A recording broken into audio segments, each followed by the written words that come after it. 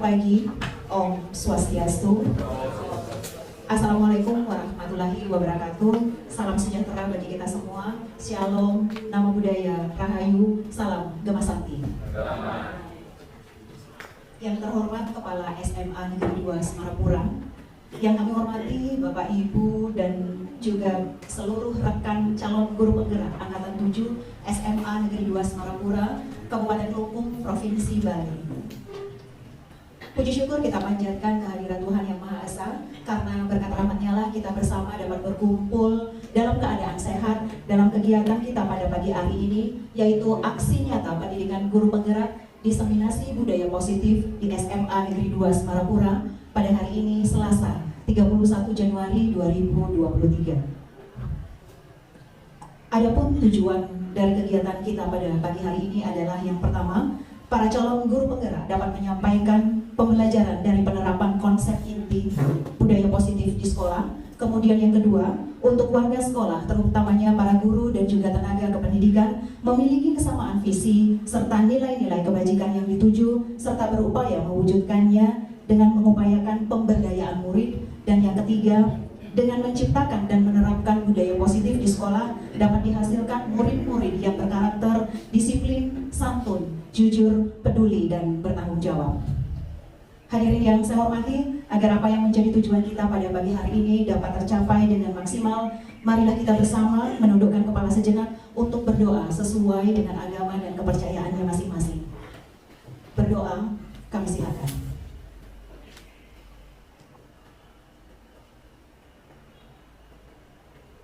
Berdoa selesai.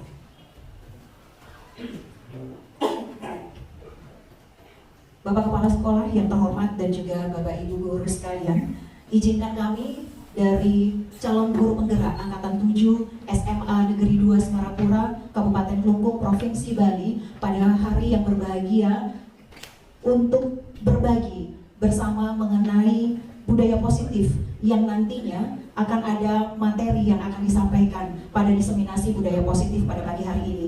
Yang pertama akan diawali oleh Bapak Fernandus Erik Verika SPD dengan materi perubahan paradigma. Kemudian yang kedua, Ibu Niwayan Kartini SSMPD dengan materi makna disiplin dan nilai-nilai kebajikan universal. Dilanjutkan dengan Ibu Niwayan Giriwahyuni SPD dengan materi 3 motivasi perilaku manusia. Yang keempat, Bapak Safri Lubis SPD dengan materi hukuman dan penghargaan. Kemudian yang kelima, Bapak Inengah Adi Dwi Putra SPD dengan materi dihukum atas penghargaan. Dan yang keenam, Ibu Niwayan Desiari SPD dengan materi sebuah pendekatan untuk menciptakan disiplin positif. Dan yang ketujuh, saya sendiri Idewa Ayu Arisuseni SPD MPD dengan materi keyakinan kelas. Dan yang kedelapan, Kadek Nopi Aryati SPD MPD dengan materi kebutuhan dasar manusia. Dan yang kesembilan, Bapak Ibu Tu Agus Mahadiputra SPD dengan materi 5 posisi kontrol. Dan yang terakhir akan ditutup oleh Ibu Niwayan Sri Artini SPD MPD dengan materi segitiga restitusi. Sebelum kita menginjak pada acara inti, marilah kita bersama simak bersama arahan dari yang terhormat Bapak Kepala Sekolah, sekaligus nantinya membuka kegiatan diseminasi budaya positif di SMA Negeri 2 Semarapura. Kepada yang terhormat Bapak Kepala Sekolah, waktu dan tempat kami silakan. Terima kasih Guru Ibu Swastiastu. Salam Gema Sakti. Yang hormati Bapak Ibu para wakasek, mungkin juga Bapak Ibu dari guru penggeraknya ada di sini, ya, dari guru penggerak, kemudian juga dari calon-calon guru penggerak dari baik ini dari angkatan 7, kemudian 8 yang sedang berproses, kemudian mungkin nanti ke 10 ya, karena 9 mungkin sudah lewat. Yang ganti yang hormati, jadi puji syukur kami bagi kita berikan ke depan Tuhan yang besar, karena semua juga beliau kita dilimpahi kesehatan keselamatan untuk bisa berkegiatan. Ya, salah satunya hari ini kita melaksanakan kegiatan diseminasi atau peringkasan. Terima kasih. Jadi dari Bapak Ibu di CGP Angkatan 7 yang sudah mengkolaborasikan diri terkait dengan nyata, yaitu pengimbasan budaya positif. Ya, kami lihat dari kemarin ada beberapa yang mengajukan penilaian SIKIPO, terutama yang jadi wali kelas, sepertinya sudah mengadopsi ya, jadi kalimat-kalimat dari apakah itu dari BMM mungkin ya terkait dengan budaya positif, karena kami lihat yang wali kelas ada sudah membuat kesepakatan kelas, ada membuat keyakinan kelas. Jadi dari sana kami melihat dari bahasa-bahasa yang Bapak Ibu tuliskan, berarti itu sudah masuk ke budaya positif. Ya, itu hal positif, hal bagus yang mungkin bisa nanti kita laksanakan. Seperti apa yang saya sampaikan tadi, jadi budaya positif di kelas itu memang sangat bagus sekali Bapak Ibu ya, bagaimana membuat kesepakatan kelas, keyakinan kelas, kemudian kapan suatu penghargaan, hukuman, kemudian sampai nanti ada segitiga restitusi seperti apa. Ini kesempatan yang bagus Bapak Ibu, ini semacam jadi diseminasi ini pengimbasan di sekolah kita sebagai suatu simbiosis ya, jadi simbiosis mutualisme. Mungkin kalau Bu Nancy sudah tidak asing dengan istilah mutualisme, jadi saling menguntungkan. Dari CGP bisa menyampaikan program-programnya, kemudian tugas-tugasnya bisa terselesaikan, kemudian Bapak Ibu bisa mendapatkan sesuatu yang baru ya, terkait bisa berbagi. Jadi terima kasih juga dari Bapak Ibu CGP Angkatan 7 bisa berbagi bagaimana nanti Bapak Ibu dari masing-masing orang sesuai dengan materi yang sudah disampaikan tadi itu benar-benar diimbaskan, yang tentunya atau muaranya diharapkan di dalam pengelolaan kelas ya, karena budaya positif ini kan terkait dengan proses bagaimana Bapak Ibu melakukan proses pembelajaran di kelas, pengelolaan di kelas ya, sangat bagus sekali juga untuk ya Bapak Ibu di wali kelas. Kemudian ini juga mungkin kalau Bapak Ibu sudah membaca di PMN ya, di pelatihan mandiri, jadi platform Merdeka Mengajar di pelatihan mandiri itu mungkin ini materinya juga sudah ada terkait dengan budaya positif ya. Kami juga saya sempat sudah baca-baca, mungkin sampai di aksi nyata, cuma ya karena sudah lama sudah nggak sempat dibuka, agak lupa-lupa. Mungkin kalau Bu Nancy masih fresh, nanti bisa juga sharing-sharing dengan teman, terutama teman-teman di komite ya, di komite pembelajaran. Sepertinya ini juga materi budaya positif ini sudah artinya sempat kita bahas bersama.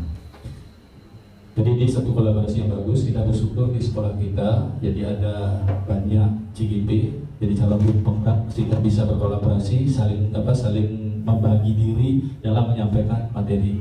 Bagaimana kalau bisa Bapak Ibu bisa bayangkan kalau di satu sekolah hanya ada satu CGP dengan jumlah materi yang cukup banyak, harus didiseminasikan ya, lumayan jadi memakan waktu yang cukup banyak, konsentrasi pikiran. Dan jadi di sini salah satu keuntungan kita berbanyak, mungkin Bapak Ibu bisa saling berbagi sehingga materi-materi yang disampaikan itu benar-benar fokus ya. Jadi kalau misalnya satu orang satu materi, tentunya materinya itu lebih dikuasai, lebih fokus sudah disampaikan, dan tentunya nanti lebih banyak diseringkan nih Bapak Ibu ya. Karena ini kan destinasi tujuannya adalah bagaimana Bapak Ibu apa yang Bapak Ibu miliki, apa yang Bapak Ibu pahami, bisa Bapak Ibu sampaikan, berbagi terkait dengan proses pengelolaan di pembelajaran kelas. Demikian juga nanti mungkin dari Bapak Ibu yang CGP angkatan 8 ya, yang sudah kita lolos ada 7 orang, ini juga nanti bisa ya satu proses pembelajaran awal, karena nanti Bapak Ibu juga akan melewati proses ini ya, seperti ini. Mungkin nanti begitu masuk ke tahap ini Bapak Ibu tidak lagi ada keraguan-keraguan, kemudian juga kita berupaya, jadi saya selaku kepala sekolah juga berupaya memfasilitasi apa yang memang menjadi satu kebutuhan ataupun satu tuntutan atau tugas-tugas dari Bapak Ibu di JGP, termasuk nanti kalau memang angkatan 8 juga ada perlu mediasi ataupun fasilitas-fasilitas dari kami di sekolah, mohon disampaikan sepanjang kami dari pihak sekolah bisa membantu, bisa memfasilitasi, karena ini semua juga untuk ya bermuara pada kita semua, karena baik itu JGP ataupun PP itu semua kan muaranya adalah ke proses di kelas, muaranya adalah pada anak-anak kita nanti. Jadi walaupun secara personal itu ada apakah terkait dengan sertifikat dan seterusnya, tapi harapan saya selaku kepala sekolah lebih kepada lembaga, jadi bukan kepada personal tapi lebih kepada lembaga. Itulah sebabnya kenapa saya membuka kesempatan yang sebesar-besarnya, memberikan peluang yang sebesar-besarnya pada Bapak Ibu untuk mengikuti setiap kegiatan, apakah itu bintang, apakah itu seleksi, apapun. Saya selalu buka kesempatan, tujuannya adalah nanti kepada anak-anak kita, karena apapun yang nanti Bapak Ibu peroleh dari sebuah pelatihan, dari sebuah kegiatan, pasti kami yakin Bapak Ibu akan mengimbaskannya kepada anak-anak kita. itulah tujuan kami. Kenapa saya selaku kepala sekolah memberikan peluang kepada Bapak Ibu untuk mengikuti kegiatan apakah itu berupa PP, CGP dan yang lainnya.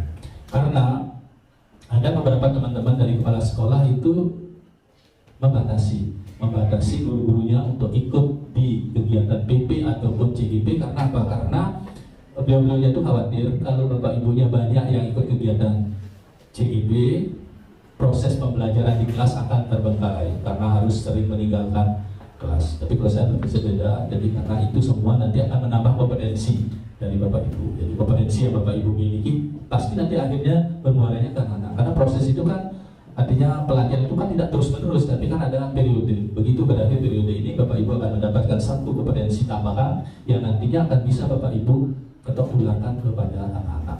Ya, pada kesempatan ini itulah kenapa yang selalu memberikan kesempatan kepada Bapak Ibu untuk mengikuti kegiatan. Termasuk dari Bapak Ibu yang memang belum lolos, yang masih muda-muda, termasuk dari apakah ada honor, apa ada P3 silakan diikuti.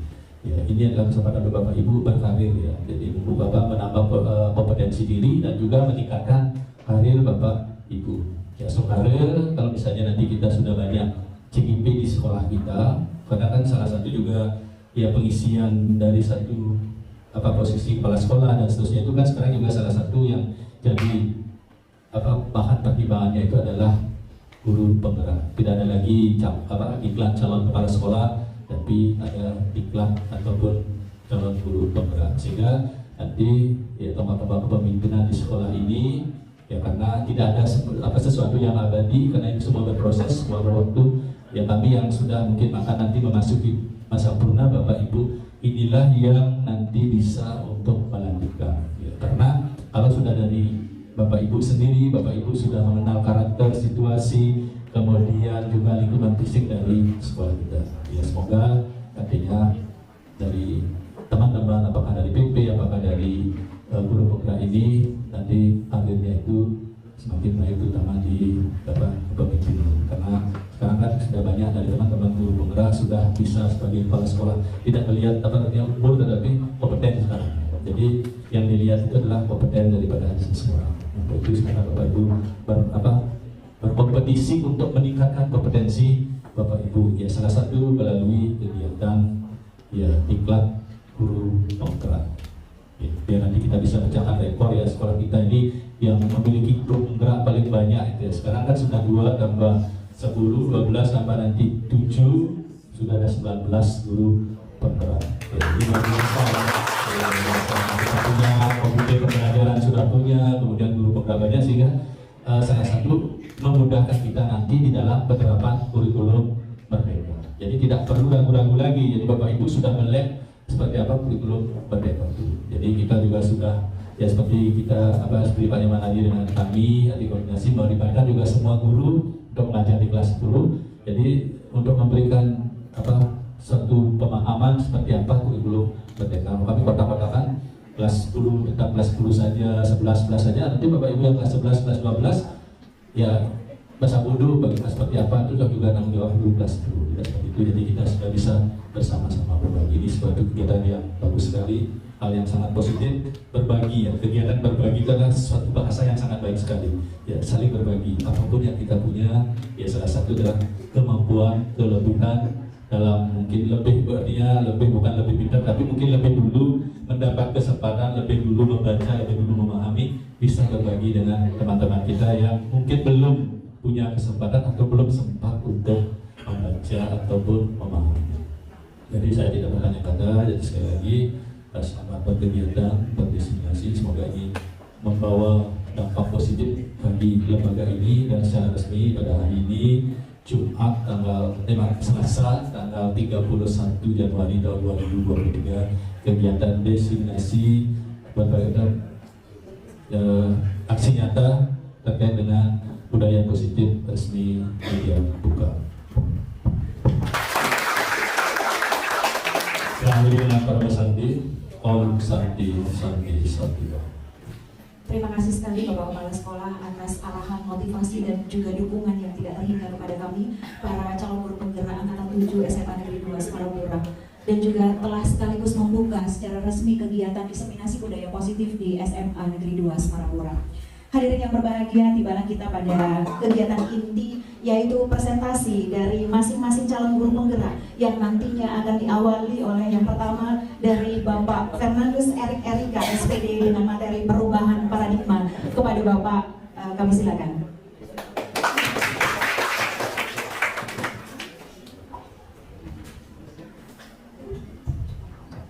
Sebelumnya, Om Swastiastu.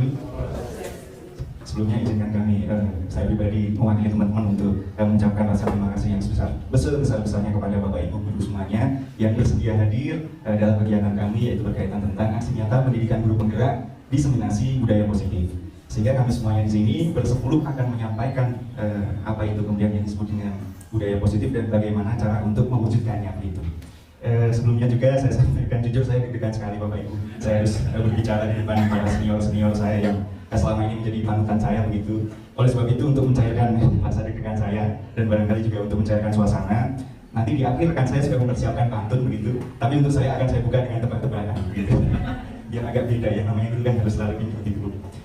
Nanti ketika saya tanya, saya mohon Bapak Ibu semuanya secara kompak untuk menjawab apaan tuh gitu ya, supaya kita lebih cair begitu ya. Siap Bapak Ibu? Oke. Belum Pak Ibu. Baik, pertanyaannya saya ulangi. Bapak Ibu tahu nggak perbedaan antara tukang bubur dengan kita sebagai guru? Masa nggak tahu? Tukang bubur kan jualan bubur Bapak Ibu. Sekali lagi Bapak Ibu supaya lebih kompak nih. Saya ulang pertanyaannya. Bapak Ibu tahu nggak perbedaan tukang bubur dengan kita sebagai guru? Kalau tukang bubur sukanya halusinasi, kalau kita sebagai guru harus selalu berinovasi. Jadi terima kasih atas semangatnya Bapak Ibu semuanya. Setidaknya saya sudah mulai turun gitu yang harus berbicara di depan pada senior begitu. Dan sekali lagi ada 10 materi yang nantinya akan saya bawakan. Saya pribadi nanti akan mendapatkan sekali lagi materi-materi ini adalah bagaimana caranya kita untuk mewujudkan budaya positif, yang mana tidak hanya terwujud tapi betul-betul bisa meresap dalam diri kita, meresap dalam daging kita, sehingga kita melakukan hal-hal yang nantinya bisa dikatakan sebagai budaya positif tidak berasal dari perintah-perintah lagi, tapi memang berasal dari kita sendiri begitu. Hanya saja nanti langkah-langkahnya akan banyak sekali begitu. Untuk yang pertama akan dimulai dari materi saya, yaitu berkaitan tentang perubahan paradigma. Perubahan paradigma. Namun sebelumnya, sebelum saya masuk ke dalam materi, saya akan coba untuk memperagakan sebuah permainan. Sebentar saja Bapak Ibu, saya nanti minta tolong kepada dua orang rekan saya begitu. Yang pertama saya minta tolong Pak Adi, boleh disini Pak Adi. Dan yang kedua siapa? Ini tanpa ada perencanaan ya sudah Bu Ayu saja dah, nggak apa-apa. Ayo Bu Ayu, saya minta tolong ke depan dulu. Bu Ayu dah. Permainan ini adalah permainan cobalah buka, gitu Bapak Ibu. Bukan buka yang itu ya. Oke, silakan Bapak Ibu, Pak Adi dan Bu Ayu yang sana, saya grogi kalau terlalu dekat. Pak Adi dulu. Di sini saya sudah mempersiapkan 2 cari kertas begitu, dan kemudian ada 1 bolpen. Pak Adi bawa bolpen? Ya, ini buat Bu Ayu saja. Tanya buat apa dong Bu Ayu? Buat menulis tadi nama Bu Ayu. Selanjutnya saya minta tolong untuk Pak Adi dan juga Bu Ayu menuliskan hal yang paling dianggap berharga, ya baik benda ataupun hal apapun di dalam kertas tersebut. Coba tuliskan dulu. Terserah benda. Pak Adi misalkan bisa nulis benda apapun, uang juga boleh. Bu Ayu yang paling berharga boleh nama saya juga apa?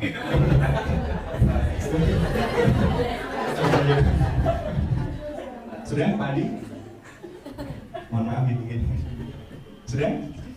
Kalau sudah, saya minta tolong untuk Pak Adi dulu deh, Pak Adi dulu. Kertasnya tolong Pak Adi ini apa namanya genggam secara sekuat mungkin gitu Pak Adi, sekuat mungkin. Saya akan mencoba mengambil gitu nih Pak Adi.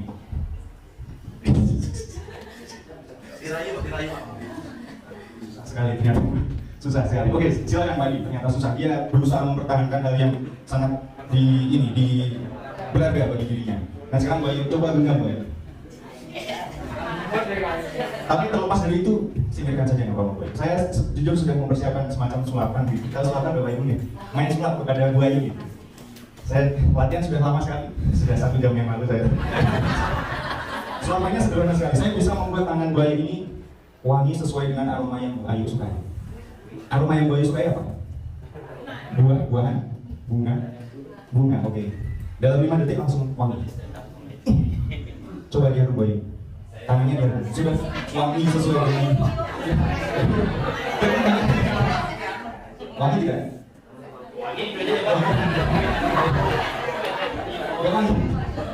Wangi. Nah, coba saya sini. Saya ambil kok, tidak saya cium tangan. Oke, terima kasih ya Pak Bulayu dan Pak Adi, silakan boleh duduk di.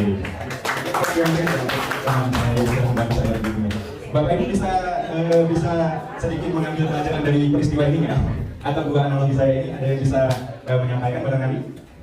Ada? Buaya coba Buaya.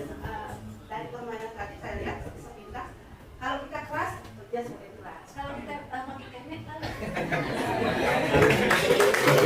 Terima kasih Bayu, luar biasa. Dari apa yang disampaikan Bayu tadi bahwa untuk yang analogi pertama saya dengan Pak Adi, saya berusaha sekuat mungkin begitu kepada Pak Adi untuk mengambil hal yang dianggap berharga tadi meskipun hanya berupa secari kertas begitu. Dan kemudian yang kedua saya berusaha juga untuk mengambil apa yang benda berharga dari Bu Ayu, kertas tadi ya maksudnya. Kemudian dengan cara yang lain, dalam hal ini tidak menggunakan kekerasan dan nyatanya saya dapat barangkali isinya nama saya ini. Tapi nanti tidak saya buka, saya kembalikan nanti. Baik, nah kira-kira pertanyaan selanjutnya, siapa yang sekiranya mampu kemudian memiliki kontrol atas kemauan Pak Adi dan juga Bu Ayu tadi, entah kemauan terkait dengan membuka ataupun juga mempertahankan. Yang memiliki kontrol siapa Bapak Ibu kalau boleh tahu? Apakah saya ataukah Pak Gusti atau Aji barangkali yang memiliki kontrol atas dia mau membuka atau menutup begitu siapa Bapak Ibu? Pak Adi dan juga Bu Ayu itu sendiri. Nah, dalam hal ini sebetulnya ini berkaitan dengan yang namanya teori kontrol yang kemudian dikemukakan oleh William Blazer. Nah ini.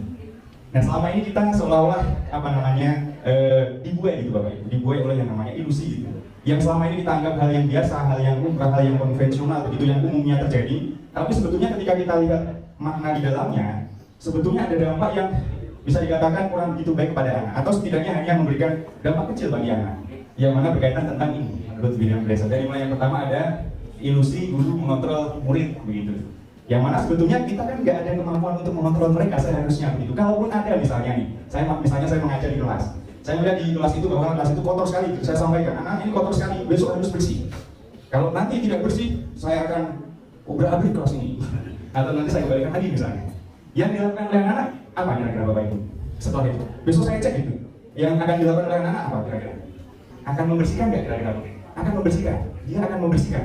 Karena barangkali pernyataan dari saya tadi ataupun mungkin juga contoh dari Bapak Ibu yang lain, dia akan membersihkan. Tapi siapa yang berani menjamin bahwa mereka akan membersihkan setiap waktu begitu dan kemudian akan membudaya begitu? Siapa yang akan menjaminkan? Nggak ada Bapak Ibu. Bisa jadi mereka membersihkan kelas tersebut karena memang ada hal yang kemudian menjadi motivasi tidak berasal dari dalam diri mereka. Dalam hal ini adalah motivasi secara ekstrinsik, motivasi yang berasal dari luar, yang mana dari saya. Mereka melakukan karena mungkin takut kelasnya saya obrak-abrik tadi, atau mungkin kelasnya saya atau katakan dan lain sebagainya. Sehingga yang mereka lakukan akan membersihkan, tapi barangkali hanya itu saja. Untuk seterusnya tidak ada yang berani menjamin. Sehingga memang terlihat kita bisa mengontrol, tapi ketika kontrol itu berasal dari luar, bukan dari anak-anak itu sendiri, pada akhirnya juga tidak akan berfungsi secara optimal, tidak akan berfungsi secara efektif. Sehingga nanti pentingnya kita menumbuhkan yang disebut dengan budaya positif terhadap si anak yang nanti akan dijelaskan juga oleh teman-teman saya ke depan. Kemudian yang kedua ada ilusi bahwa semua penguatan positif, efektif dan bermanfaat.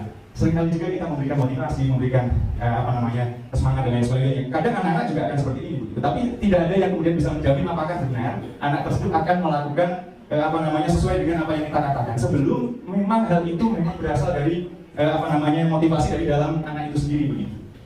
Saya contohkan nanti saja yang selanjutnya adalah ilusi bahwa kritik dan akan membuat merasa bersalah dan mampu mematkan karakter. Sama dengan ini kayak tadi berkaitan dengan penguatan positif. Sebaliknya, ketika kita memberikan sanksi ataupun juga hukuman, belum tentu si anak juga akan jerah, belum tentu si anak juga akan belajar dari kesalahan mereka. Bisa jadi si anak justru akan membuat dirinya semakin ini saya seperti ini besok lihat saja, bisa jadi juga seperti itu, hanya saja mungkin tidak kemudian dilakukan kepada kita begitu, mungkin kepada yang lain atau teman-temannya dan lain sebagainya. Kemudian ada ilusi juga bahwa orang dewasa berhak memaksa. Kita kan mungkin bisa kita identifikasi sendiri bahwa kita bisa dikatakan sudah dewasa begitu. Dan ada yang kebiasaan yang selama ini ada, kita berhak untuk kemudian mengontrol anak, kita memaksakan kehendak kepada anak terkait dengan sesuatu hal misalkan. Atau saya contohkan bahwa dewasa berhak memaksa begitu. Nah misalnya saya sendiri nih, dalam hal misalkan di rumah begitu ya. Setiap pagi itu saya misalkan istri saya selalu mengatakan kalau sebelum berangkat ke sekolah anak harus disisir kucil dan lain sebagainya. Suatu waktu akan saya lakukan. Tapi ketika saya belum memahami bahwa seharusnya di kucil itu merupakan suatu kerapian begitu, saya tidak akan melakukan sesuai dengan apa yang dikatakan terus menerus karena belum saya ketahui apa yang sebetulnya makna positif dari adanya anak saya yang saya harus kucil gitu. Karena kan bagi saya merepotkan sekali, waktunya sangat terbatas, saya harus melakukan ini itu yang lainnya dan lain sebagainya. Sehingga di sini kadang dipaksa dalam hal apa dia terus mengulang, istri saya terus mengulang harus ini itu dan lain sebagainya. Yang ada jadinya adalah bukan budaya saya untuk mengucil anak saya, tapi budaya istri saya yang selalu mengingatkan saya gitu. Sehingga bukan itu yang kita inginkan. Yang kita inginkan adalah budaya bahwa saya pribadi mampu dengan sukarela karena saya memiliki dorongan dalam diri untuk selalu mengucil anak saya gitu. Begitu juga dengan contoh-contoh yang lain. Nah, kemudian berkaca dari ilusi-ilusi itu yang selama ini ada begitu, yang selama ini sudah menjadi kebiasaan kita, ternyata menurut William Glasser juga begitu, ada beberapa hal yang kemudian harus mengalami perubahan. Dimulai dari yang pertama, saya kira Bapak Ibu pasti memiliki gambaran terkait dengan setiap kata ini begitu. Dari mulai yang pertama, sebelumnya ada jadi perubahan dari stimulus respon menjadi teori kontrol begitu. Dimulai dari yang pertama bahwa mengatakan stimulus respon itu realitas kita atau kebutuhan kita itu sama. Padahal kan tidak ya Bapak Ibu. Nah makanya sesuai dengan teori kontrol kita harus memahami bahwa setiap dari kita itu memiliki kebutuhan yang beraneka ragam. Makanya dalam proses pembelajaran bisa jadi kita harus melakukan yang namanya pembelajaran berdiferensiasi. Saya yakin Bapak Ibu juga pernah mendengar istilah ini begitu ya. Bahwa yang kita lakukan di dalam kelas bisa jadi berbeda antara anak satu, treatment yang kita lakukan bisa jadi berbeda antara anak satu dengan anak yang lain. Karena sekali lagi setiap anak memiliki cara belajarnya sendiri-sendiri, kemudian memiliki yang menjadi karakteristik dari si anak itu sendiri, sehingga kita harus memahami itu. Kemudian yang kedua langsung saja karena waktu terbatas. Yang kedua semua orang melihat hal yang sama, padahal tidak. Yang ada adalah setiap orang itu memiliki cara pandangnya sendiri berkaitan dengan dunia ini gitu. Jadi kita tidak bisa memaksakan cara pandang kita terhadap kepada orang lain harus sama gitu. Kita harus memahami bahwa setiap orang memiliki mindsetnya sendiri terhadap dunia ini, terhadap apapun begitu. Kemudian yang ketiga adalah kita mencoba mengubah orang agar berpandangan sama dengan kita, padahal tidak. Nah kemudian yang ketiga, perilaku buruk dilihat sebagai suatu kesalahan. Sebetulnya kan perilaku buruk yang dilakukan oleh orang lain, misalnya tadi siswa yang terlambat dan lain sebagainya, pasti ada tujuan gitu, atau ada hal yang kemudian menjadi alasannya. Alangkah baiknya kita harus gali juga alasannya seperti apa, kemudian kita bersama-sama untuk kemudian mencari solusi secara bersama-sama. Nanti akan juga disampaikan oleh rekan saya terkait dengan segitiga restitusi. Nah selanjutnya ada orang lain bisa mengontrol saya, pada kenyataannya kan tidak. Hanya orang lain itu sendirilah yang kemudian bisa mengontrol dirinya. Kita tidak bisa, kalaupun kita bisa mengontrol, yang kita lakukan ya hanya sebatas upaya yang kita lakukan saja gitu. Kayak saya tadi memaksa atau dengan cara yang lain. Kemudian untuk Pak Adi dan juga Bu Ayu untuk membuka atau menutup, kembali lagi mereka sendiri yang kemudian melakukan mau membuka atau menutup. Dengan kata lain, kontrol yang bisa dilakukan adalah dari orang itu sendiri, bukan dari kita. Kemudian saya bisa mengontrol orang lain yang sebenarnya juga tidak. Dan yang terakhir, pemaksaan ada pada saat bujukan gagal. Yang betul sebetulnya tidak. Ketika cara-cara yang kita pergunakan kok sekiranya tidak berhasil, yang paling baik adalah kita lakukan kolaborasi terhadap pihak tersebut gitu. Dan kemudian untuk mencapai konsensus. Konsensus itu kesepakatan bersama Bapak Ibu, kesepakatan bersama yang mana pada akhirnya menjadi titik tengah dan nantinya akan disetujui oleh saya dan juga pihak yang lain. Dalam hal ini misalkan guru dan juga murid. Ada titik tengah yang kemudian bisa untuk diterima oleh semua pihak. Tidak sekedar memaksakan kehendak kita.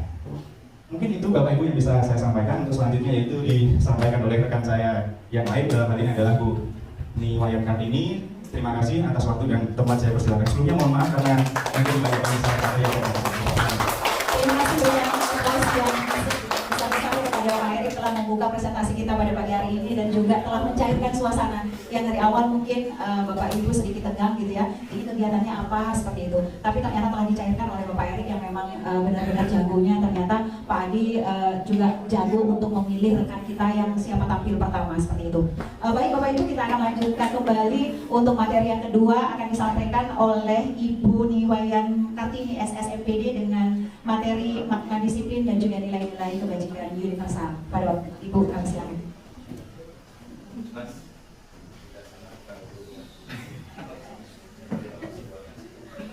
Terima kasih atas waktu yang diberikan pada saya. Jadi di sini bagian saya adalah diberikan menjelaskan yaitu tentang disiplin, makna disiplin, sama dengan nilai kebajikan universal. Jadi di sini ada disiplin positif, ini hanya bagian-bagian aja kerangka ini ada teori kontrol, teori pilihan dari Dr. William Glasser. Nanti yang lebih jelas lagi itu akan dijelaskan oleh teman-teman yang lain. Saya lanjut pada slide berikutnya. Ya, sebelum saya membahas tentang apa itu itu disiplin, jadi kita selaku guru otomatis terbayang di dalam benak kita ingin mendisiplinkan anak, ya kan? Oh ya, mohon maaf sebelumnya saya tidak bisa mencairkan suasana seperti Pak Eri lakukan, ya. Jadi sebuah PR besar sebenarnya buat saya harus bisa membuat suasana lebih lebih cair lagi seperti itu. Jadi maaf ya teman-teman semua. Kembali ke disiplin, sebuah tantangan terbesar bagi guru untuk mendisiplinkan anak. Karena kita dalam mindset kita sendiri, kalau kita bisa mendisiplinkan anak, secara otomatis kita juga akan berpikir bahwa anak akan bisa belajar dengan baik. Sekarang, jadi PR kita adalah bagaimana sih caranya kita mendisiplinkan anak. Secara dipaksa, baik dipaksa secara halus maupun tidak halus, itu juga PR buat kita. Bagaimana caranya kita melakukan hal tersebut. Nah, jadi di sini Bapak pendidikan kita yaitu Bapak Ki Hajar Dewantara itu pernah mengatakan bahwa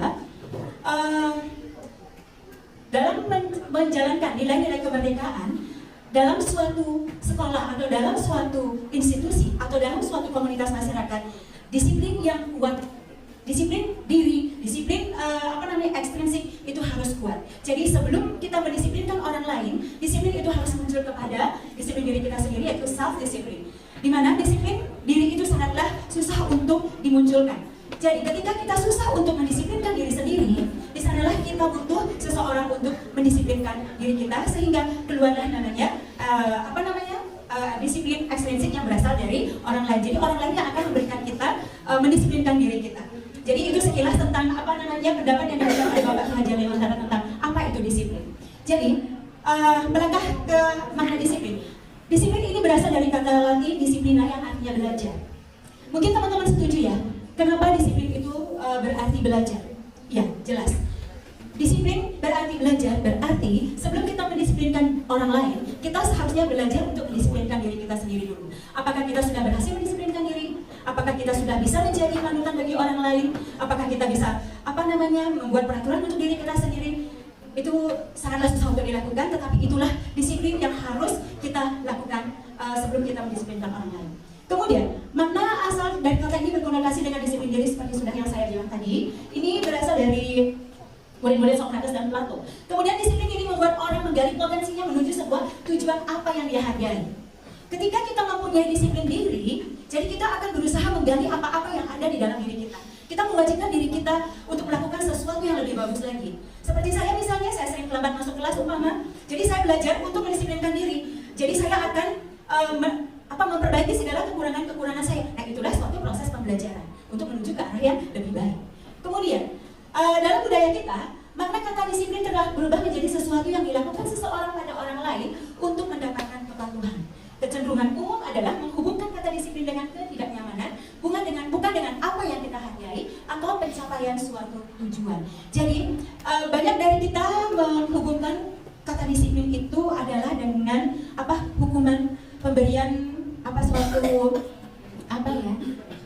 reward atau kepada orang lain. Padahal tidak. Kalau misalnya disiplin yang sudah kita berikan kepada siswa berkali-kali tidak dilakukan untuk menumbuhkan disiplin intrinsik mereka, jadi ya secara paksa baru kita membutuhkan bantuan orang lain untuk mengeluarkan disiplin intrinsik itu sehingga kita sebut dengan disiplin ekstrinsik. Jadi sebenarnya pemberian disiplin sangatlah berbeda dengan pemberian hukuman. Seperti itu. Selanjutnya adalah nilai-nilai kebajikan universal. Jadi nilai kebajikan universal itu adalah nilai-nilai kebajikan yang diakui secara umum, secara universal. Nilai-nilai kebajikan adalah sifat-sifat positif manusia. Jadi kita yakin bahwa setiap manusia itu memiliki banyak sekali sifat-sifat positif. Ya, walaupun nanti yang namanya manusia ada juga sifat-sifat negatif, tapi yang mana mendominasi itu yang akan mempengaruhi nanti karakter kita dalam sehari-hari. Kemudian, di mana nilai-nilai positif ini memiliki tujuan yang mulia yang ingin dicapai setiap individu. Nilai-nilai tersebut bersifat universal dan merupakan lintas bahasa, suku, bangsa, agama maupun latar belakang. Jadi, nilai-nilai kebajikan ini tidak hanya terbatas pada satu individu saja, tetapi sangatlah meluas yang namanya universal. Itu bisa berhubungan dengan lintas bahasa, suku, bangsa, agama maupun latar belakang yang berbeda. Yang pertama yaitu setiap perilaku atau perbuatan memiliki suatu tujuan. Ini disampaikan oleh Dr. William Glasser pada teori kontrol 1984.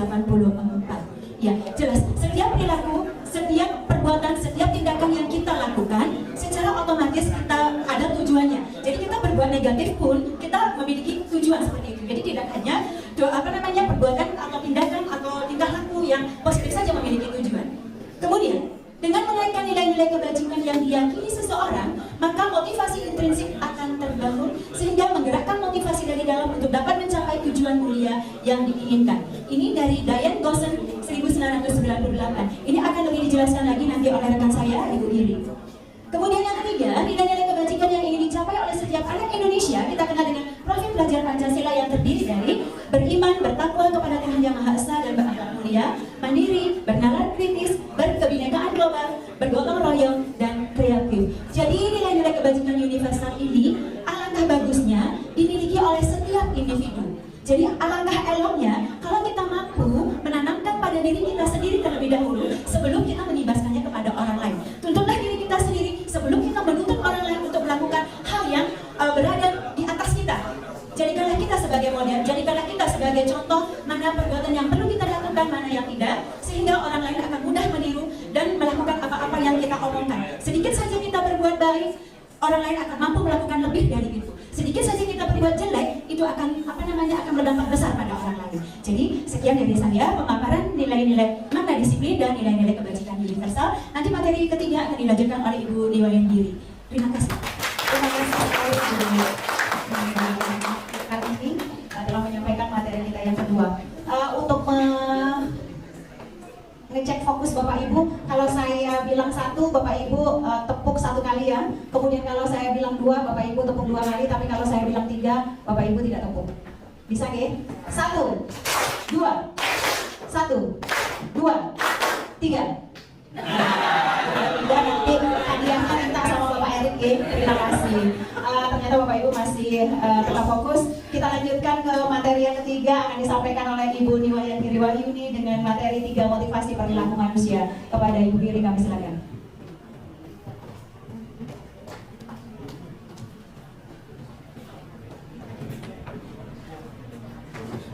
Terima kasih atas kesempatannya untuk wawancara. Hari ini saya kebagian materi mulai dari teori motivasi. Jadi pembelajarannya teori motivasi, hukuman dan penghargaan serta restitusi. Saya kebagian dari teori motivasi. Ya. Nah, jadi kalau kita melakukan sesuatu itu pasti ada alasan. Jadi ada alasan kenapa kita melakukan sesuatu, apakah itu mulai dari motivasi dari orang lain, dukungan dari orang lain gitu ya. Nah, menurut Diane Gossen dalam bukunya yang berjudul Restructuring School Discipline, jadi ada 3 teori motivasi perilaku manusia. Jadi yang pertama itu adalah untuk menghindari ketidaknyamanan atau hukuman. Nah, orang yang seperti ini cenderung dia bertanya, jadi apa yang akan terjadi apabila saya tidak melakukannya? Nah, hal ini sebenarnya itu mengarah ke menghindari suatu hukuman atau menghindari dari ketidaknyamanan. Jadi menghindari permasalahan, ya. Jadi termasuk dia motivasi eksternal, motivasi dari luar. Kemudian yang kedua adalah untuk mendapatkan imbalan dari orang lain. Nah, kalau orang seperti ini cenderung bertanya, apa yang akan saya dapatkan apabila saya melakukan sesuatu? Kalau yang seperti ini berarti dia menginginkan suatu reward yang seperti tadi Bu Kartini bilang, pengakuan atau imbalan atau hadiah.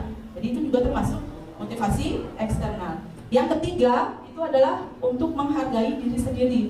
Jadi dia ingin menjadi seseorang yang dia inginkan, yang berdasarkan atau berlandaskan dengan nilai-nilai yang mereka yakini.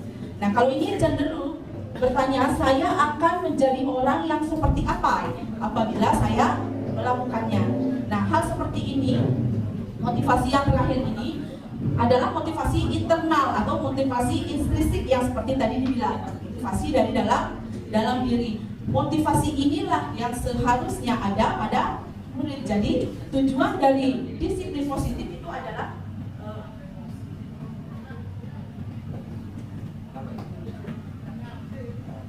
tujuan dari disiplin positif itu adalah bagaimana bisa menumbuhkan motivasi intrinsik dalam murid sehingga mereka bisa terus berbuat atau melakukan sesuatu yang baik sesuai dengan nilai-nilai yang mereka yakini.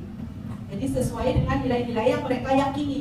Nah, tujuan disiplin positif inilah yang harus kita pegang. Kemudian sebagai contoh misalnya, Bapak Ibu mungkin ada beberapa yang mengikuti guru penggerak sama seperti kami. Jadi motivasi apa yang mendorong Bapak Ibu untuk mengikuti ini? Jadi yang pertama mungkin apa? Himbauan dari Bapak Kepala Sekolah pasti. Jadi itu yang pertama. Tetapi seiring berjalan waktu, setelah kami menjalani pendidikan guru penggerak, ternyata banyak sekali hal-hal positif yang kami dapatkan. Jadi yang pertama tentu saja bagaimana kami bisa berkolaborasi dengan Bapak Ibu guru Madara yang hebat, bisa belajar untuk menjadi lebih baik kompetisi untuk diri kita. Yang kedua adalah bagaimana kita bisa mendapatkan banyak sekali materi-materi baru yang menarik, ya, yang bisa kita gunakan, yang bisa membuat kita tergerak sebelum kita bergerak dan menggerakkan orang lain. Nah, itu sebenarnya tujuan kalau dari diri saya pribadi. Jadi Bapak Ibu jangan takut untuk mengikuti program guru penggerak, tidak seserem yang kelihatan. Jadi kami menikmati dengan segala kegawatan. Kemudian terutama setiap pertama akan menjadi sesuatu yang sangat kami tunggu gitu ya. Walaupun kami diberikan libur selama 2 bulan kemarin, tapi kami sudah tidak sabar kan mempelajari modul itu. Nah, begitu kira-kira bagaimana caranya menggerakkan motivasi internal. Nah, akan lebih dijelaskan oleh Pak Sapri yang terkait dengan hukuman, kemudian Bapak Ibu yang lain juga. Nah, demikian dari saya, dilanjutkan dengan materi berikutnya. Terima kasih banyak Bu Guru Wahyuni, dan kita sekarang akan sampai pada sesi yang keempat, yaitu dari Bapak Sapri Lubis dengan materi hukuman dan penghargaan. Apa itu hukuman, kemudian apa itu penghargaan, apa bedanya, kita akan simak bersama penjelasan dari Bapak Sapri Lubis. Kepada Bapak Sapri kami persilakan.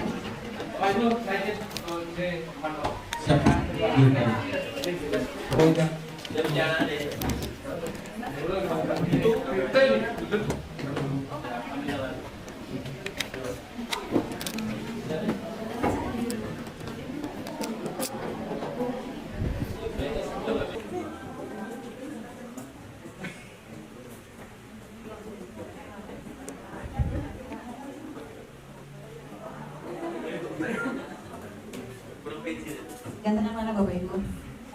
Gambar dengan yang lagi berdiri. Mohon izin Bapak Ibu, saya tidak menggurui, saya hanya memberikan pengalaman yang sudah saya jalani. Mudah-mudahan ini dapat manfaat bagi Bapak Ibu semuanya. Nah, bagian saya itu adalah hukuman dan penghargaan Bapak Ibu.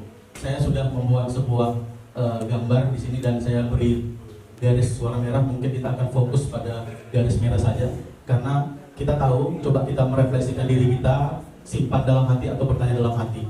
Apakah hukuman yang kita berikan selama ini itu berdampak positif nggak sama anak-anak?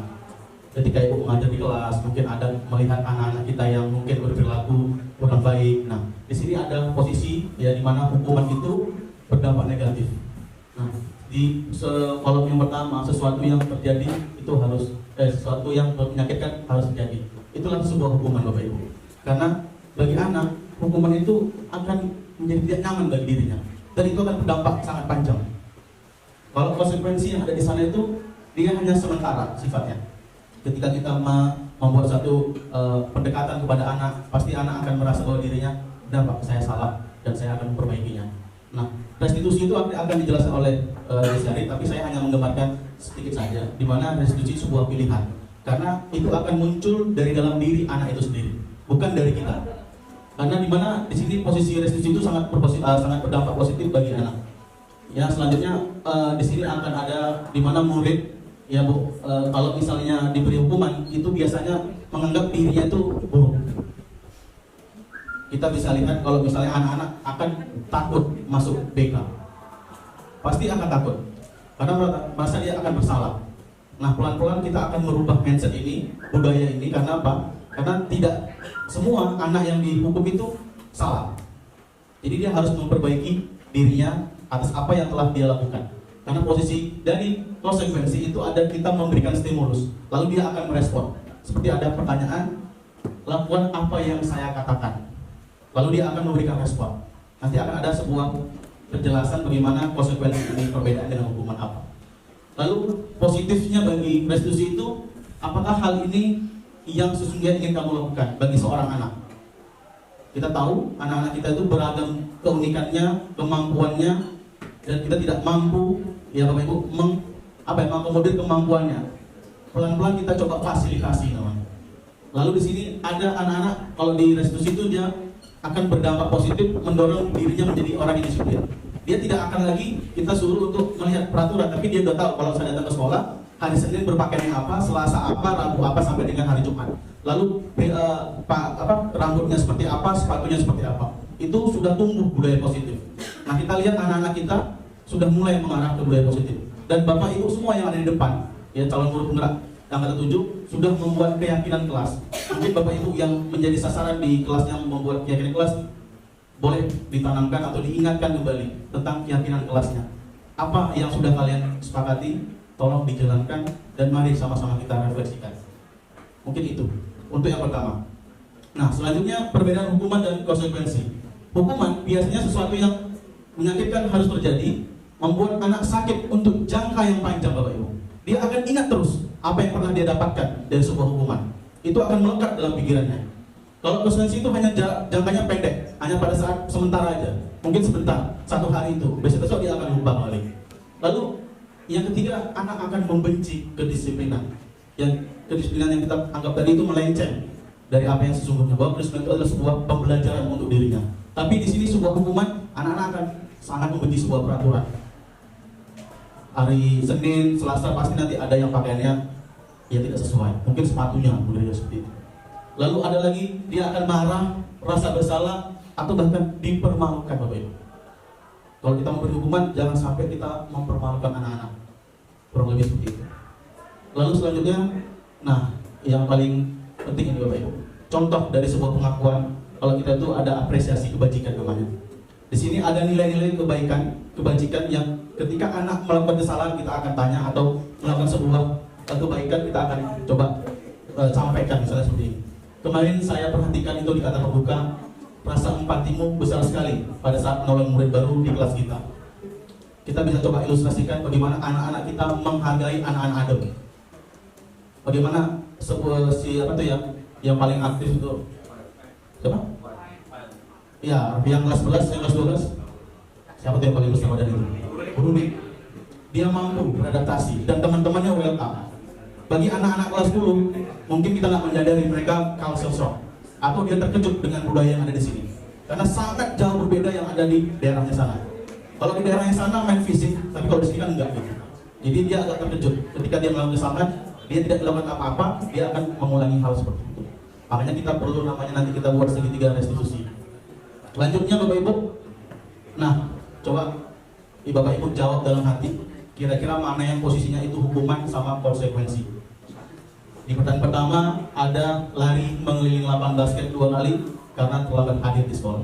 Jawab aja dalam hati Bapak Ibu. Kalau misalnya ini hukuman atau ini konsekuensi. Lalu yang kedua, murid diminta untuk push up 15 kali karena tidak menggunakan masker ke sekolah. Ini juga dijawab dalam hati. Ini bentuknya hukuman atau konsekuensi. Lalu yang ketiga, mengganti kertas tugas teman yang telah dicoret-coret. Yang keempat, membersihkan tumpahan air di meja tulis karena tersenggol pada saat belajar. Nah, bisa Bapak Ibu jawab dalam hati dan jawabannya adalah ini. Jadi di pertanyaan 1 dan 2 itu bentuknya hukuman. Kita memerintah anak, kita menyuruh anak, memaksa anak untuk lari atau push up. Tapi kalau yang ketiga dan keempat itu dia akan secara otomatis mengganti. Ya Pak, saya ganti karena saya telah mencoret buku teman saya, atau telah menumpahkan air di meja teman saya akan siap mengganti kertasnya. Mungkin itu Bapak Ibu yang bisa dapat saya sampaikan sebagai gambaran bahwa hukuman dan penghargaan itu, dan hukuman dan konsekuensi yang bisa kita jalani. Mudah-mudahan ini bisa kita refleksikan ke depan, semoga ini bisa bermanfaat, setidaknya sedikit yang bisa Ibu ambil dari pemaparan saya. Mungkin itu aja akan dilakukan oleh Bu Desya. Terima kasih banyak Bapak Sapri telah menyampaikan bahwa marilah kita bersama-sama mulai dari sekarang Bapak Ibu untuk saling bagaimana kita mengurangi hukuman yang kita berikan kepada anak-anak. Tetapi berikanlah konsekuensi dari apa yang telah dilakukan oleh murid-murid kita. Jadi hukuman itu adalah akan membekas, apalagi sesuatu yang negatif akan membekas sekali pada anak didik kita. murid kita, tetapi konsekuensi bahwa murid kita menyadari apa yang telah dia lakukan, apa yang telah mereka lakukan, pastinya ada konsekuensinya seperti itu. Jadi mari kita lanjutkan presentasi kita dengan materi dihukum atas penghargaan oleh Bapak Indah Adi Wijaputra, SPD. Kepada Bapak, kami silakan.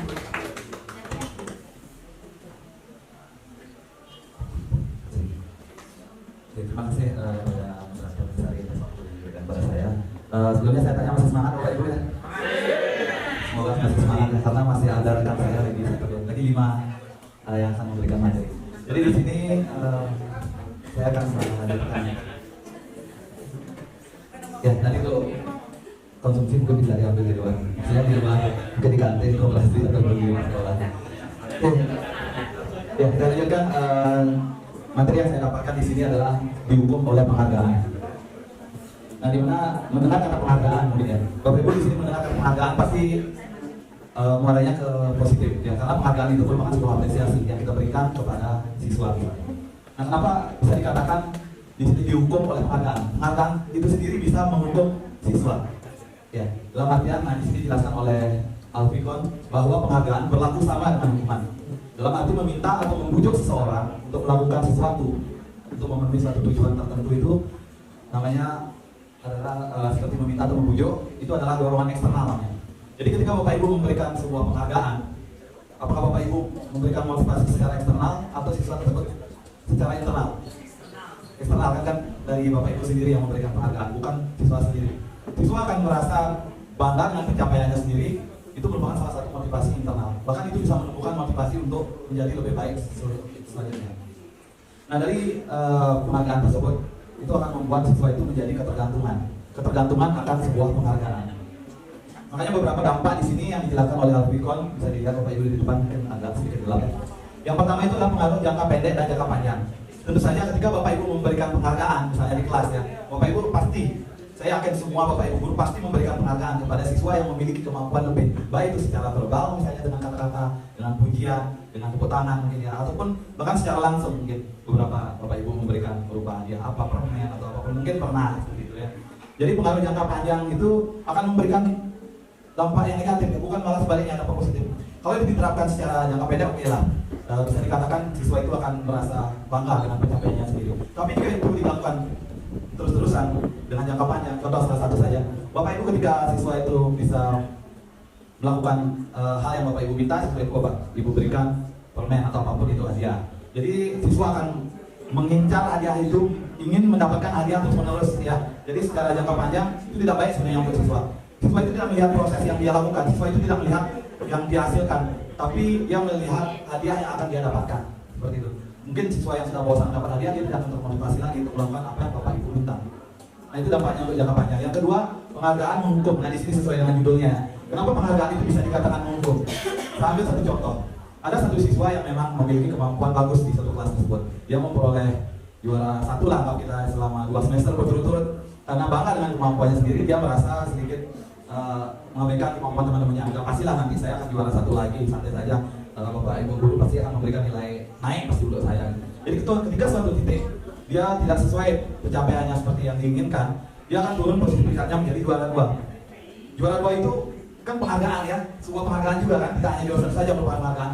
Juara 2 itu adalah penghargaan yang menghukum anak tersebut, karena anak tersebut sebelumnya memperoleh juara 1 berturut-turut, ketika mendapatkan juara 2, penghargaan itu yang akan justru menghukum anak tersebut.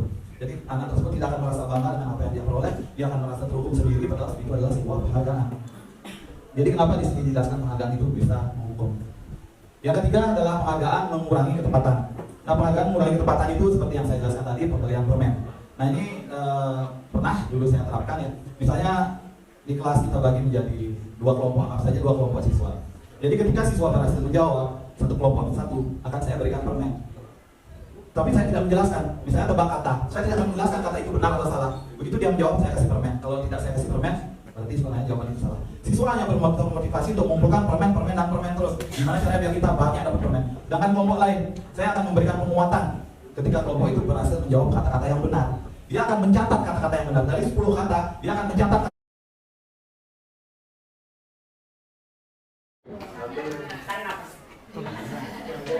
Bapak Ibu semuanya masih semangat? Masih. kasih. Mungkin saya di sini paling muda ya. Dan bukan berarti saya menggurui Bapak Ibu semuanya. Ilmu saya jauh di bawah dari Bapak Ibu yang dulu di sini. Oke, untuk kesempatan kali ini saya mendapatkan restitusi. Tapi sebelum saya membahas tentang apa itu restitusi, saya akan bertanya kepada Bapak Ibu semua, ketika murid-murid melakukan kesalahan, apa yang Bapak Ibu lakukan?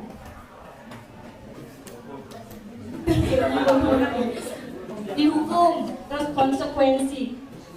Itu yang biasa. Saya juga dulunya melakukan hal itu ketika ada murid yang lalu lalang tidak memperhatikan saya ketika belajar. Itu saya sudah naik darah.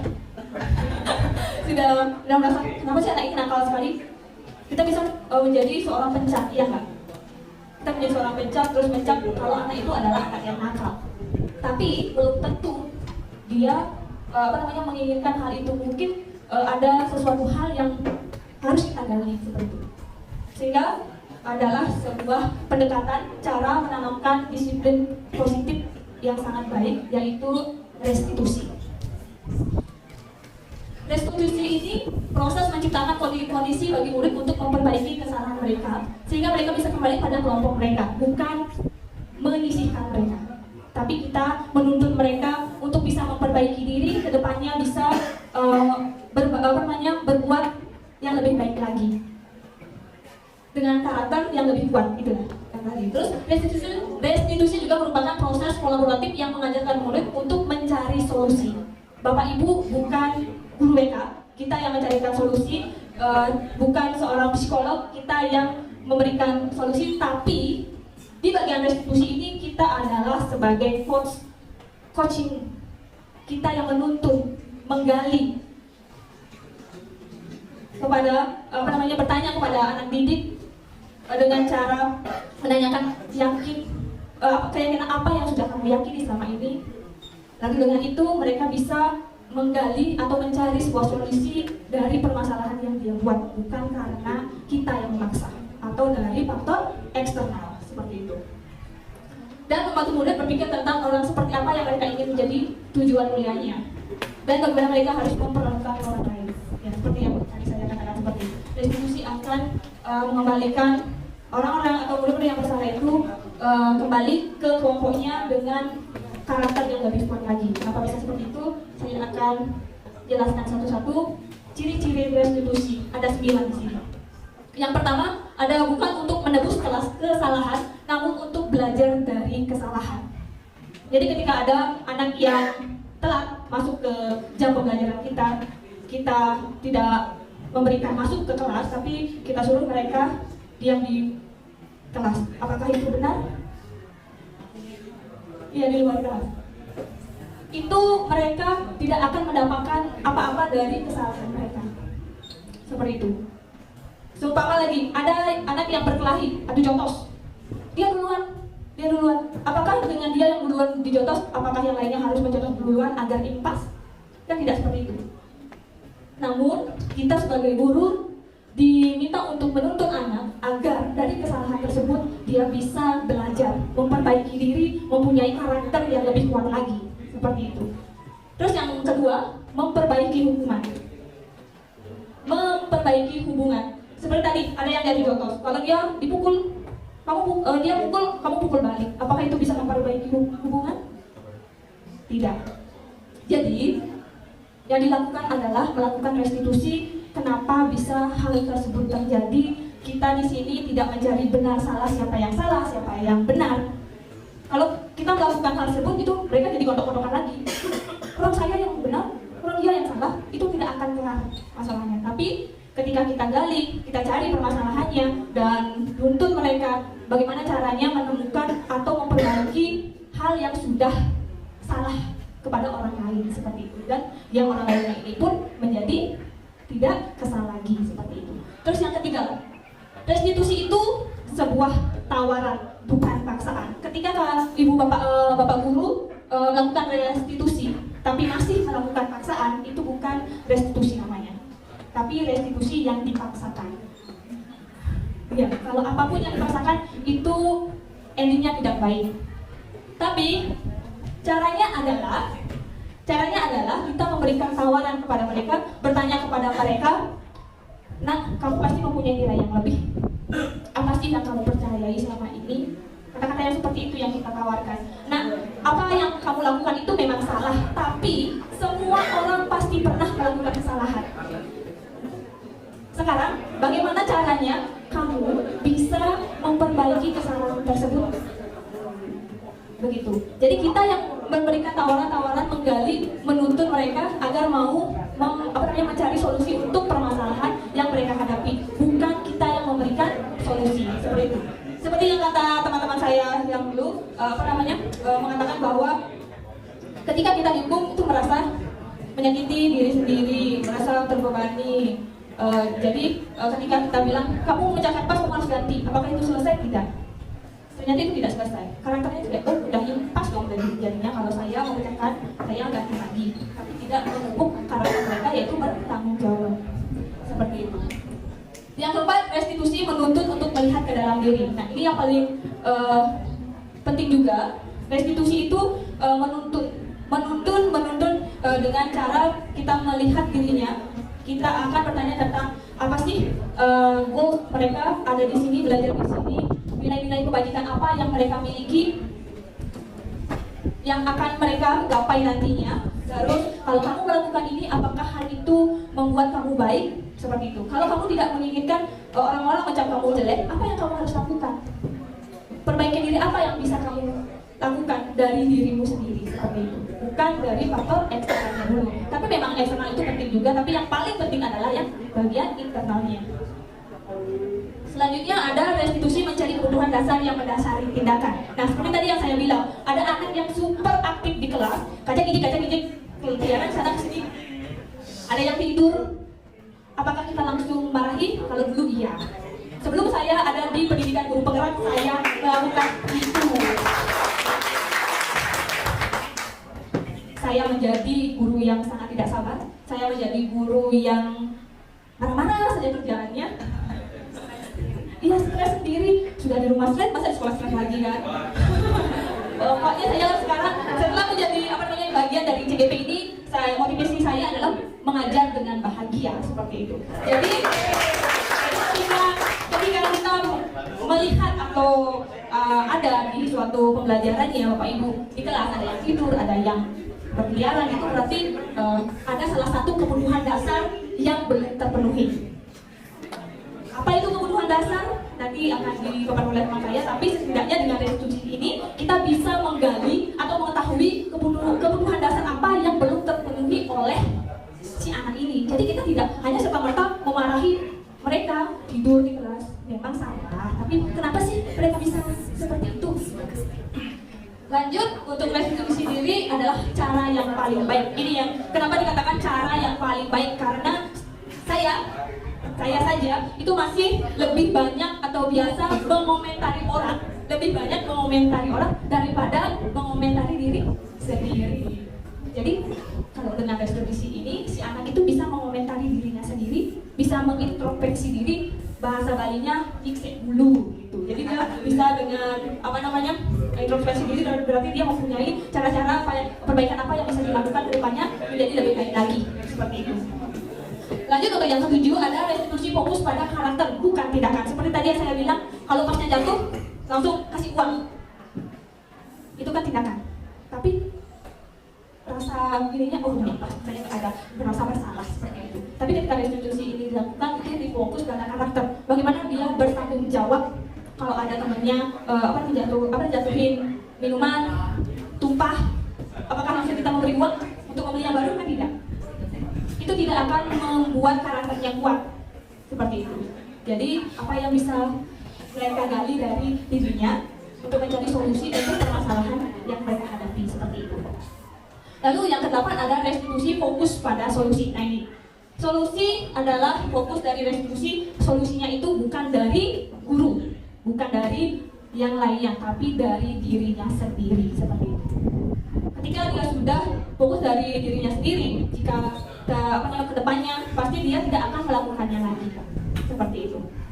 Ingat, untuk yang solusi pasti untuk dirinya sendiri, bukan orang lain. Yang ke-9 ada, ini yang terakhir ya Bapak Ibu, restitusi mengembalikan murid yang berbuat salah pada kelompoknya. Banyak, saya juga pernah melakukan ini ketika ada anak yang dulu anak ada yang agak aktif sekali, dia bergelantungan di jendela seperti itu.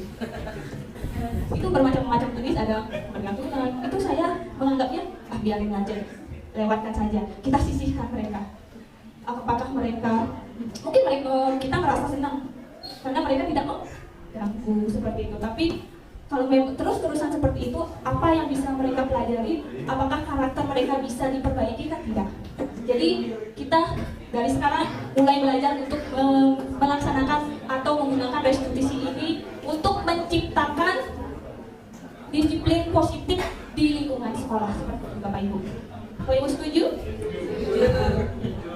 Mungkin itu saja yang bisa saya sampaikan. Untuk selanjutnya saya serahkan kepada. Terima kasih banyak Bu Desi atas pemaparannya. Bapak Ibu, giliranlah saya sekarang untuk memberikan materinya, tapi sebelumnya 1, 2, 3. Oke, berarti kasih tangan dulu, Bapak Ibu. Oke, ini adalah bagian saya, yaitu keyakinan kelas. Mungkin Bapak Ibu awam apa yang dimaksud dengan keyakinan kelas. Kenapa mesti keyakinan kelas seperti itu? Nah, ini dia. Mungkin yang lebih familiar bagi Bapak Ibu itu adalah peraturan. Karena kenapa kita di sekolah harus menegakkan disiplin kepada anak-anak kita seperti yang dikatakan oleh Miska, Bu Kartini. Kemudian bagaimana kita menegakkan aturan yang ada. Jadi yang lebih familiar dari kita itu adalah peraturan. Tetapi sebenarnya mulai dari sekarang Bapak Ibu, marilah kita sedikit demi sedikit mengurangi peraturan yang ada di sekolah. Karena kenapa? Apabila peraturan itu tidak dipenuhi atau tidak ditaati oleh anak didik kita, oleh murid kita, maka kita akan memberikan hukuman. Dan hukuman sudah dijelaskan tadi bahwa efeknya itu tidak bagus bagi murid kita. Tetapi mulai dari sekarang marilah kita tanamkan, marilah kita bersama-sama menggelorakan bahwa ada sesuatu hal yang lebih positif, yaitu keyakinan. Bagaimana kita menanamkan keyakinan yang positif pada murid-murid kita. Kemudian mengapa harus ada peraturan sebenarnya? Seperti peraturan bahwa kita harus menggunakan helm pada waktu kita mengendarai kendaraan roda 2. Kemudian kenapa ada aturan pada waktu COVID kemarin bahwa kita harus menggunakan masker, mencuci tangan, menjaga jarak. Kemudian kenapa ada aturan kalau kita datang ke pertemuan atau murid kita datang ke kelas itu harus tepat waktu, Bapak Ibu. Peraturan itu tetap masih diperlukan, tetapi dalam skop yang kecil. Karena sebenarnya peraturan itu adalah sesuatu yang dibuat dan memunculkan motivasi ekstrinsik saja. Tetapi bagaimana kita nantinya seorang guru mampu menumbuhkan motivasi dari dalam diri murid-murid kita sendiri atau motivasi intrinsiknya. Nah, apa sebenarnya perbedaan antara peraturan dengan keyakinan? Marilah kita sama-sama berusaha menggeser ke kanan dari yang sehari-hari kita selalu berpatokan pada aturan dan aturan, kemudian hukuman yang kita berikan. Bagaimana kita menggeser ke kanan bahwa kita tanamkan sesuatu yang diyakini oleh murid-murid kita, sehingga sesuatu yang diyakini kemudian dia merasa benar dan mereka bisa melaksanakannya setiap hari. Peraturan itu adalah patokan yang dibuat untuk membatasi, Bapak Ibu. Jadi anak-anak kita tidak boleh memakai sepatu selain berwarna hitam. Itu batasannya, itu aturan yang kita punya. Kemudian apabila anak didik kita tidak memenuhinya, berarti anak didik kita adalah melanggar. Dan kemudian apa yang mereka dapatkan? Hukuman, Bapak Ibu. Mulailah kita bergeser bahwa marilah kita tanamkan sesuatu hal yang positif kepada anak didik kita. Bangkitkan sesuatu yang mereka yakini. Keyakinan itu adalah sikap yang ditunjukkan oleh manusia yang pada hal ini adalah murid kita sendiri yang merasa mereka kenal. Jadi sesuatu yang kita yakini, sesuatu yang murid yakini berarti mereka kenal. Itu yang pertama. Kemudian dan menyimpulkan bahwa apa yang mereka kenal itu adalah hal yang benar, Bapak Ibu. Jadi mulai dari sekarang tanamkanlah itu. Apa yang anak-anak yakini, bukan apa aturannya di sekolah ini, tapi apa yang anak-anak yakini, kebenarannya. Seperti itu. Marilah kita bergeser, Bapak Ibu. Kemudian peraturan itu seperti tadi adalah hanya motivasi ekstrinsik, motivasi dari luar, bahwa kita selalu mengingatkan ada aturan, kemudian nanti hukumannya seperti apa. Jadi mungkin pada waktu itu mereka akan mengatakan iya seperti anak-anak kita pada pagi hari ini. Iya, Bapak. Kemudian besoknya mungkin dia akan lupa, kemudian mereka akan mengulangi hal yang sama. Tetapi apabila motivasi itu berasal dari dalam diri anak didik kita dan mereka meyakini bahwa itu adalah benar, maka mereka akan melakukannya tanpa suruhan dari orang lain. Itu yang akan kita tumbuhkan bersama, itu yang akan kita bangun bersama di sekolah ini. Seperti itu Bapak Ibu. Ciri-ciri peraturan itu seperti apa Bapak Ibu? Kita sudah tahu bahwa peraturan banyak sekali yang ada di sekolah kita. Cirinya itu adalah lebih rinci dan konkret seperti tadi. Anak-anak tidak boleh memakai, di selain hari Jumat tidak boleh memakai sepatu selain berwarna hitam. Itu adalah aturan yang ada di sekolah ini. Itu lebih konkret, tidak memakai sepatu selain berwarna hitam. Jadi lebih rinci dan lebih konkret. Tetapi kalau keyakinan itu bersifat lebih abstrak. Jadi apa sebenarnya keyakinan yang mereka yakini dan itu adalah benar? Lagi sebentar kita akan lihat bersama. Kemudian peraturan biasanya dalam bentuk negatif, pernyataan-pernyataan negatif. Dilarang memakai sepatu berwarna, dilarang memakai baju yang terlalu sempit, tidak boleh dan tidak dan jangan yang lainnya. Tetapi apabila keyakinan itu adalah pernyataannya universal, tidak hanya berlaku bagi murid kita saja, tetapi berlaku juga bagi diri sendiri, berlaku juga bagi para bapak ibu. Jangan sampai bahwa anak kita beranggapan kenapa hanya kita saja yang dihukum, kenapa kita saja yang harus mematuhi peraturan, kenapa bapak ibu guru itu boleh, kenapa bapak ibu guru itu tidak diberikan sanksi atau hukuman seperti itu. Jadi ini berlaku universal, berlaku untuk semua orang. Dan juga pernyataannya adalah dalam bentuk positif Bapak Ibu. Mulai dari sekarang kalau kita sudah berpikir positif, kemudian berkata yang positif, tentunya tindakan yang akan kita lakukan pun positif. Seperti itu. Jadi itu bedanya antara peraturan dengan keyakinan. Mungkin kita akan sama-sama membangun dari sekarang. Kita akan bergeser dari peraturan-peraturan, tetapi marilah kita bersama-sama untuk selalu menggelorakan keyakinan sesuatu yang mereka yakini dan yang benar. Contohnya seperti tadi, dilarang mengganggu orang lain. Itu pernyataannya negatif Bapak Ibu. Itu adalah aturan, tidak boleh mengganggu, apalagi pada waktu pembelajaran berlangsung seperti itu. Tetapi keyakinan seharusnya yang kita tanamkan kepada orang lain itu adalah menghormati orang lain atau menghargai orang lain. Itu adalah satu keyakinan. Yakin tidak bahwa kita harus menghargai orang lain? Iya. Benar tidak hal tersebut? Iya. Karena kalau kita kembalikan kepada diri kita sendiri, kalau kita mengganggu orang lain, bagaimana dengan orang tersebut? Apabila orang tersebut mengganggu kita, bagaimana perasaan kita? Jadi bagaimana kita menanamkan kembali ke diri kita sendiri, motivasi intrinsik seperti itu Bapak Ibu. Nah ini dia, ini adalah gambaran besar yang akan kita capai nanti Bapak Ibu. Kita mulai dari sekarang, tidak ada karena terlambat. Peraturan itu mungkin tetap sama, peraturan itu mungkin ada, diperlukan dalam hal yang seperti apa, hanya dalam lingkup yang kecil saja. Jadi dia ada di tengah, peraturan itu hanya kecil saja.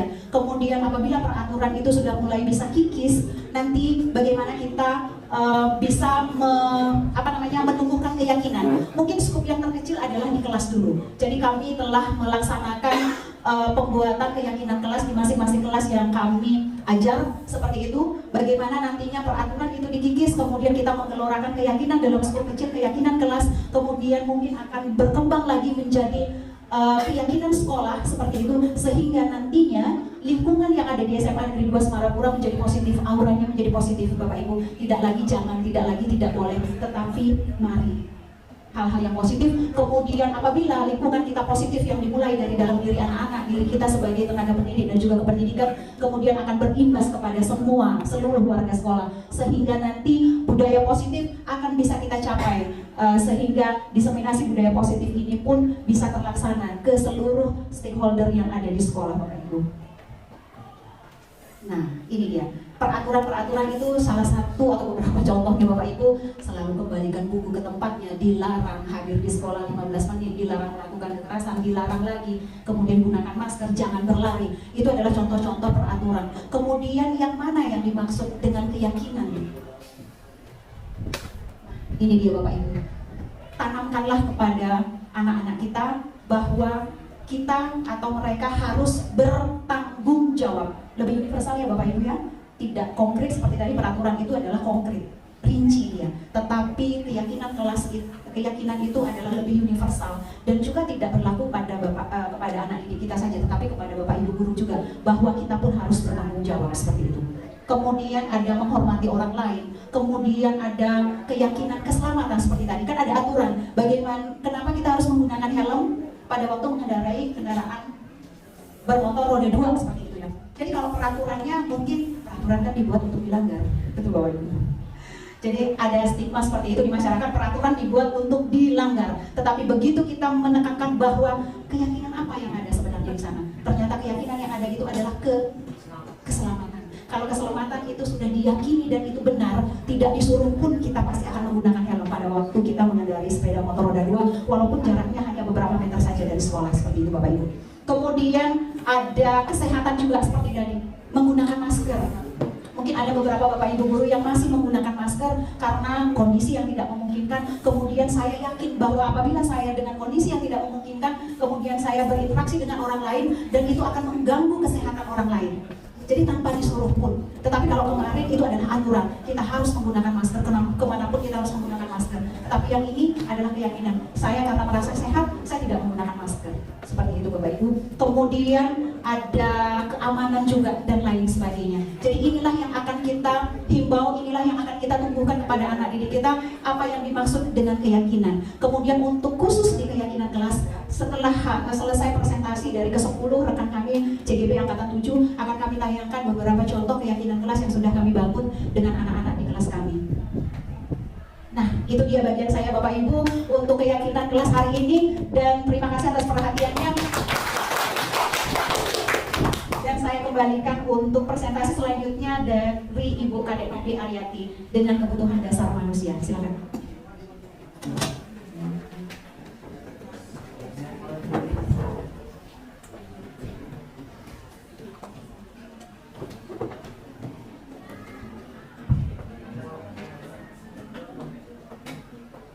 Baik, terima kasih atas kesempatannya. Jadi saya berdiri di sini bukan berarti menghubungi Bapak Ibu, terutama yang senior ya. Jadi di sini hanya sekedar sharing informasi terkait dengan apa yang sudah saya pelajari. Jadi mungkin langsung saja. Jadi di sini materi yang akan saya sampaikan itu tentang kebutuhan dasar manusia. Nah, jadi setiap anak, setiap individu siapapun itu melakukan suatu kegiatan atau tindakan pasti ada alasannya. Nah, seperti itu. Nah, alasannya bisa saja karena kebutuhannya sudah terpenuhi atau belum terpenuhi. Nah, sekarang menurut Dr. William Glasser, jadi di sini ada 5 dasar kebutuhan manusia. Ya, yang pertama itu ada bertahan hidup, kemudian ada kasih sayang dan rasa diterima, kemudian ada penguasaan, kebebasan dan kesenangan.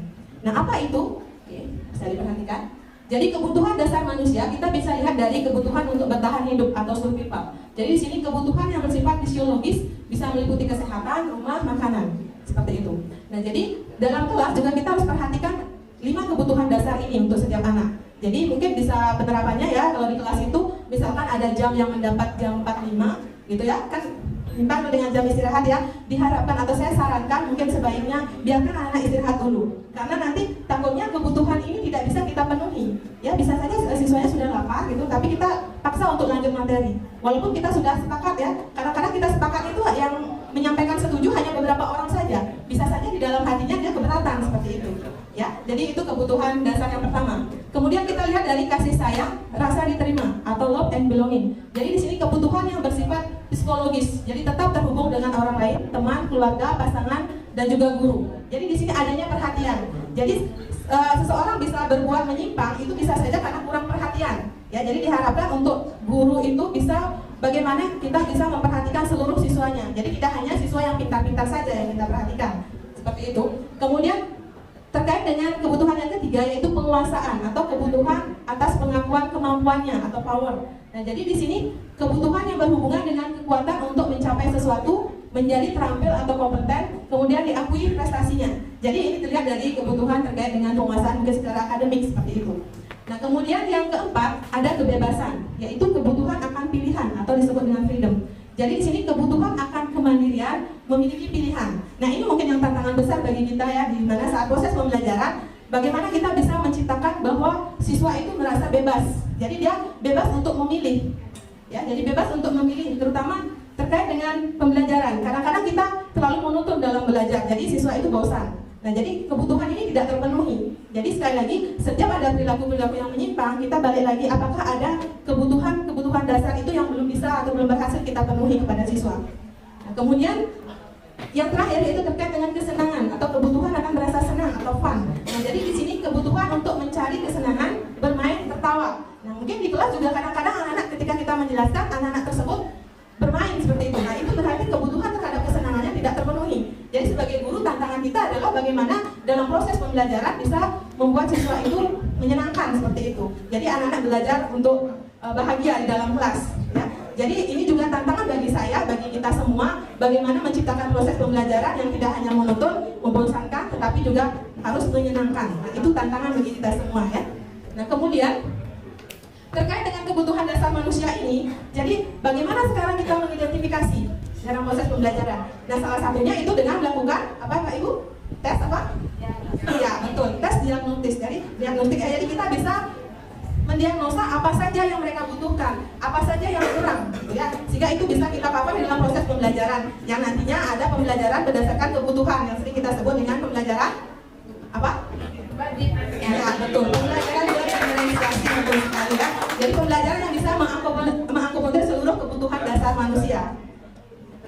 Nah, selanjutnya itu terkait dengan dunia berkualitas. Jadi setelah terpenuhi semua kebutuhannya, yang di sini ada dunia berkualitas. Dunia berkualitas itu maksudnya adalah tempat khusus dalam pikiran kita, ya, yang menyimpan gambaran representasi dari semua yang kita harapkan. Jadi apa yang kita impikan, baik itu berupa benda, orang, dan nilai-nilai yang terpenting bagi kita, itu disebut dengan dunia berkualitas. Jadi hal-hal yang kita impikan itu disebut dengan dunia berkualitas. Jadi seperti album foto, di sana hanya ada bagian-bagian yang paling penting di dalam hidup kita. Itu disebut dengan dunia berkualitas. Nah, ini sudah pasti sifatnya unik. Jadi berbeda setiap orang. Setiap orang punya impian yang berbeda, betul ya?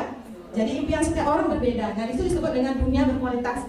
Nah, sekarang bagaimana dengan siswa? Nah, tentu saja, atau murid ya, tentu saja murid di sini dia memiliki dunia berkualitas masing-masing. Nah, peran guru adalah bagaimana menanamkan nilai-nilai kebajikan agar nilai-nilai kebajikan itu berada dalam dunia berkualitasnya siswa. Jadi tidak hanya dunia berkualitas yang hura-hura seperti itu, tidak ya, tetapi bagaimana agar nilai-nilai kebajikan tersebut berada dalam dunia impian siswa. Itu tugas seorang guru.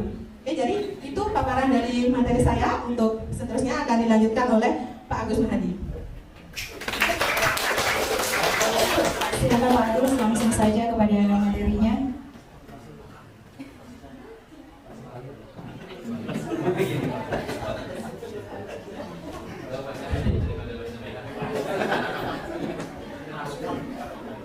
Terima kasih atas kesempatannya. Selamat pagi Bapak Ibu sekalian. Ya, luar biasa, tetap semangat. Yes. Sekarang giliran saya untuk menjelaskan sih apa yang saya dapatkan selama di CGP. Seperti apa yang disampaikan teman-teman tadi, CGP nggak menyeramkan tapi menggawatkan sedikit. Jika ini selalu dipikirkan, tapi kalau tidak dipikirkan ya santai teman-teman ya. Ya. Saya dapat, baca ini aja. Ya, akhirnya ya, ini 5 posisi kontrol. 5 posisi kontrol. Apa saja itu? Nah, ini. Mari kita mengulang salida nih, Mas Abang ini. Mari kita introspeksi diri. Kita berada di posisi mana pada saat mendisiplinkan anak. Mari kita sama-sama mungkin nanti Aji Esparte nanti ada pada saat materi yoga kita berenung, kita refleksikan kembali kita berada di posisi mana. Oh, ternyata saya benar atau salah. Oke, seperti itu. Yang pertama ada sebagai penghukum, ada sebagai pembuat orang merasa bersalah. Nah, ada sebagai teman, ada sebagai pemantau, ada sebagai pengajar. Bapak Ibu berada di mana? Ya, ya, posisinya di sini, tapi di posisi kontrolnya di mana? Ya, ini posisi kontrol ini untuk semua ya, untuk semuanya. Nah, coba kita bercerita. Sebelum saya ikut CGP, tentunya saya di posisi penghukum. Saya jujur, posisi penghukum. Dan membuat orang merasa bersalah. Apa cirinya itu? Kalau kamu tidak melakukan, awas ya. Itu salah satu bentuk dari. Kalau kamu nggak buat PR, awas ya. Itu penghukum. Terus kalau yang membuat merasa bersalah, kamu seharusnya kamu sudah tahu, ibu lelah, ayolah dengarkan, please, Dena, ayo. Siapa kira-kira? Ibu capek, ibu capek, ibu curhat ini ayo.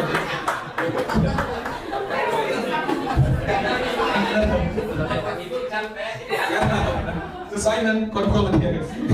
Lalu si teman seperti apa? Si teman, ayolah lakukan demi ibu, ayolah nak, ayolah. Masa kamu tidak mau sih? Ibu kan sudah berusaha juga itu sebagai teman. Tapi bahasanya lebih humanis ya. Terus lanjut sebagai pemantau. Nah, apa peraturannya? Apa peraturan yang sudah kalian dengar? Kalau disampaikan, terus undang-undang itu pemantau. Terus selanjutnya sebagai manajer. Nah, kembali, kita tanya keyakinan apa yang sudah disusun tadi seperti yang disampaikan oleh Besari. Nah, sudah tanya keyakinannya, terus apa konsekuensinya jika kamu melanggar keyakinan yang sudah disusun. Intinya pasti yang jujur sekali masih di fase pemantau mungkin sekarang. Manajer itu ternyata sulit, gitu. Tapi akan jadi mudah jika dikerjakan, jika diimplementasikan seperti itu. Daripada kita hanya diam tanpa ada tindak lanjut implementasinya sebenarnya saya rasa tidak ada artinya. Itu. Nah, selanjutnya jawabannya busuk ini. Ada pertanyaan. Saya kecewa sekali dengan kamu. Kau sudah kontrol yang mana itu? Ya, simpan bilang dalam hati nanti ada contekannya. Kamu tidak pernah benar melakukannya. Nah, yang ketiga, ayolah lakukan demi ibu. Apakah kamu mau mendapatkan stiker jantung ini dari ibu? Nah, stiker bintang dari hari ini. Apa itu stiker? Terus, bagaimana kamu bisa menyelesaikan masalah ini? Kamu selalu yang paling terakhir, nak. Coba cek. Woi, ternyata benar semuanya, tepuk tangan Bapak Ibu sekalian. Karena tadi kalau masalah tak terima kum, gitu terakhir. Ada suami inti, dari itu yang benar ya. Oke, saya dengarkan dulu. Oke. Walaupun saya ABS agak berumur sedikit ya, tapi saya mendengarkan juga cerehan dari jawaban-jawaban Bapak Ibu yang sangat luar biasa. Saya ingin tepuk tangan untuk Bapak Ibu sekalian. Nah, begini. Di mana posisi kita? Nah, posisi kita diibaratkan sebagai dua buah lingkaran, ada peraturan, ada pemantau, ada konsekuensi dan hadiah. Terus lingkaran yang kecil kedua dan menyelesaikan manajer dan perbaiki. Posisi kita berada di antara, bergerak di antara itu. Bagaimana kita memposisikan diri kita agar bisa seperti itu? Mudah-mudahan bisa. Ayolah, mari kita wujudkan. Mudah-mudahan kita bisa dan harus bisa. Karena untuk meningkatkan kualitas pendidikan ke depan. Nah, tekniknya bagaimana nanti teman saya Bu Sri Artini akan menyampaikan teknik segitiga institusinya, Bu ya. Ya, karena waktu silakan. Karena Bapak Ibu, ini adalah yang terakhir mungkin presentasi yang kita menunggu bersama. Jadi presentasi yang ke-10 terakhir dari Bu Nyoman Sri Artini, SPD MPD dengan materi segitiga restitusi. Tadi ada 5 posisi dan sekarang segitiga yang seperti apa? Silakan. Terima kasih Mas Ari. Terima kasih yang dan teman-teman semuanya, Bapak Ibu sekalian. Sebelumnya izinkan saya berdiri dekat dengan Bapak Ibu ya. Karena saya dapat terakhir biar saya lihat ngelihat yang ngantuk maksudnya. Oke. Kan kalau dekat siapa tahu ada kebutuhan dikuntilan ya. Iya. Dia akan berbagi tentang materi segitiga restitusi. Yang tidak akan banyak membaca. Misalkan yang minta tolong atau izinkan saya meminta Bapak Ibu untuk membaca ya, karena saya akan membicarakan tentang kesimpulannya saja. Jadi segitiga restitusi ini adalah kesimpulan semua materi yang teman-teman saya bagi tadi. Kemudian ini ada aplikasinya atau aksi nyatanya yang akan Bapak Ibu kerjakan ketika ada siswa yang melakukan kesalahan seperti itu kesimpulannya. Ada 3 sisi, kalau segitiga pasti 3 ya. Jadi yang punya segitiga ini namanya Bapak Diane Gosen. Saudaranya tidak ada sendiri. Ya, Bapak Diane Gosen namanya. Jadi ada 3 sisi. Yang di bawah disampaikan identitas. Ya, Gosen. Diane Gosen. Ya. Kemudian sisi yang di sebelah kiri Bapak Ibu ada validasi kebutuhan. Kemudian ada menanyakan keyakinan. Jadi semua ada kebutuhan dasar, keyakinan. Ya. Kemudian disampaikan identitas. Ini penjelasannya secara lengkap. Nah, untuk misalkan identitas itu, jadi ketika anak berbuat salah, sebagian besar itu akan merasa terbebani, apalagi disebutkan kesalahannya dilakukan orang lain. Jadi dia akan merasa gagal terhadap dirinya. Jadi kita akan berusaha menggeser perasaan gagal itu si anak yang bermasalah menjadi positif terhadap dirinya. Jadi akan menjadi proses berhasil. Ini adalah contoh kalimat dari Bapak Ibu yang bisa ucapkan sampaikan kepada siswa. Saya baca satu saja. Misalnya yang ini saya suka kata-katanya. Bapak atau Ibu tidak tertarik untuk mencari siapa yang benar ataupun siapa yang salah dalam masalah ini. Tetapi Ibu lebih tertarik untuk kita menyelesaikan masalah ini. Itu yang saya paling suka kata-katanya. Saya pakai kemarin untuk membuat tugas. Ya, mungkin Bapak Ibu punya versi yang lain, punya gaya yang lain, silakan dipakai. tidak takut melaksanakan ini. Kemudian yang kedua, yaitu validasi kebutuhan. Mohon maaf saya agak cepat karena saya dikasih waktu 5 menit saja. Ada yang terakhir yang bocor ya. Validasi kebutuhan ini untuk mengenali kebutuhan dasar si anak. Kenapa sih dia berbuat salah? Mungkin dia di kelas itu makan, padahal kita nggak ada melarang ya. Kalau peraturannya ya, kita bicara peraturan tidak boleh makan di kelas. Itu dia lapar banget karena jam makannya tuh lewat atau nggak sempat sarapan. Jadi kita harus tahu dulu gali kebutuhan apa yang belum dipenuhi. Gitu. Setelah kita gali, kita akan menemukan cara-cara yang efektif supaya si anak itu tidak mengulang kesalahannya. Itu tujuannya. Ya, jadi inilah tujuan dari sisi kedua, validasi kebutuhan apa anak itu ingin perhatian dari kita, apa ingin cinta dari kita, kasih sayang, dia merasa kurang. Jadi kita gali dulu sebelum kita menjudge dia. Ini sih kamu begini karena tidak boleh begini, kamu begini, tidak boleh, dilarang seperti itu. Jadi gali dulu. Jadi ini idealnya validasi kebutuhan ini kita harus tahu apa yang mereka harapkan sehingga mereka berbuat kesalahan seperti itu. Jadi contoh kalimatnya seperti ini. Ya, kalau saya suka dengan yang ini. Yang kalimat nomor 2 dari terakhir. Contohnya dia kan kasusnya memukul. Maukah kamu belajar cara lain untuk mendapatkan yang kamu butuhkan tanpa memukul atau tanpa berbuat kekerasan seperti itu? Maukah kamu? Atau mari kita bicarakan. Adakah cara lain supaya kamu bisa melakukan hal yang lebih baik selain memukul seperti itu? Untuk mendapatkan apa yang kamu ingin seperti itu ya. Contohnya ini saya suka ada. Nah, jadi versi yang lain mungkin Bapak Ibu punya ya. Contohnya seperti itu bisa dipakai ataupun punya gaya yang lainnya. Selanjutnya ini yang terakhir sesuai dengan yang dipaparkan oleh Miss Ali tadi, ada keyakinan kelas, peraturan tetap ada. Jadi peraturan itu nanti akan berkembang menjadi keyakinan. Keyakinan itu akan membuat menjadi lingkungan yang positif dan ujung-ujungnya membudaya menjadi budaya yang positif. Jadi ini kenapa kesalahan yang itu harus ditanyakan apa alasannya, supaya si anak ini bisa menghubungkan dengan norma atau nilai yang mereka percayai. Nilai apa sih yang mereka percayai? Sesuatu yang positif bukan yang negatif ya. Gurunya bisa melakukan seperti ini. Ya, mungkin Bapak Ibu pernah melakukan seperti ini sebenarnya. Saya yakin pernah ya. Pernah ya. Kalau saya jujur setelah CGP baru mungkin beda kalimat gitu maksudnya ya. Ya, jadi keyakinan nilai-nilai universal apa yang kita sepakati seperti itu. Kemudian apa yang kamu rasakan ketika melakukan itu sehingga kamu ingin menjadi orang seperti apa? Sebenarnya kamu melakukan itu tujuannya apa? Ingin menjadi apa? Apa ingin disayang? Apa ingin terkenal? Atau ingin mendapat penghargaan? Harus ditanyakan. Nah, dari segitiga ini sebenarnya tidak kaku melaksanakan ya. Tidak harus dari tahap 1, sesi 1, 2 dan tidak. Jadi boleh dengan cara dari ini dulu. Kita melihat situasi anak. Boleh dari sisi yang kiri, kemudian sisi yang kanan. Kalau belum tercapai, turun lagi ke sisi yang bawah. Kalau sisi bawah udah lancar, kita rasa sisi 2 enggak perlu, langsung ada keyakinan gitu. Tidak perlu kaku ya dari negara itu.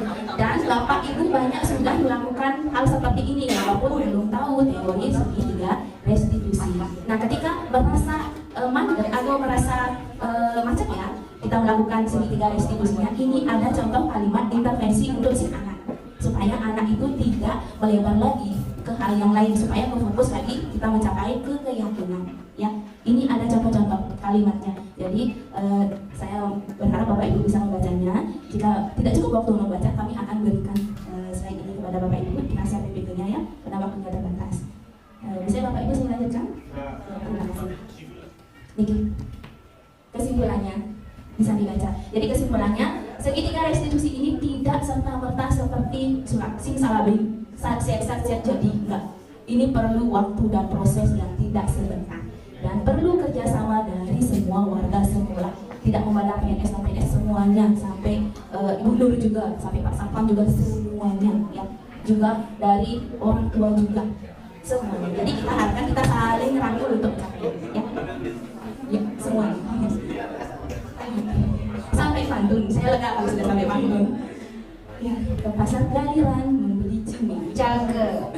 Di Blok A dapatnya alpukat. Cakep. Sekian pemaparan dari kami.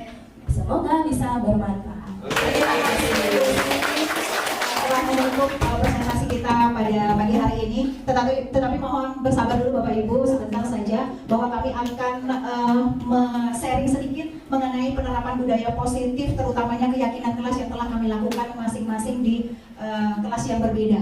Jadi mohon izin untuk menayangkan beberapa dokumentasi kami terkait terkait pembuatan keyakinan kelas.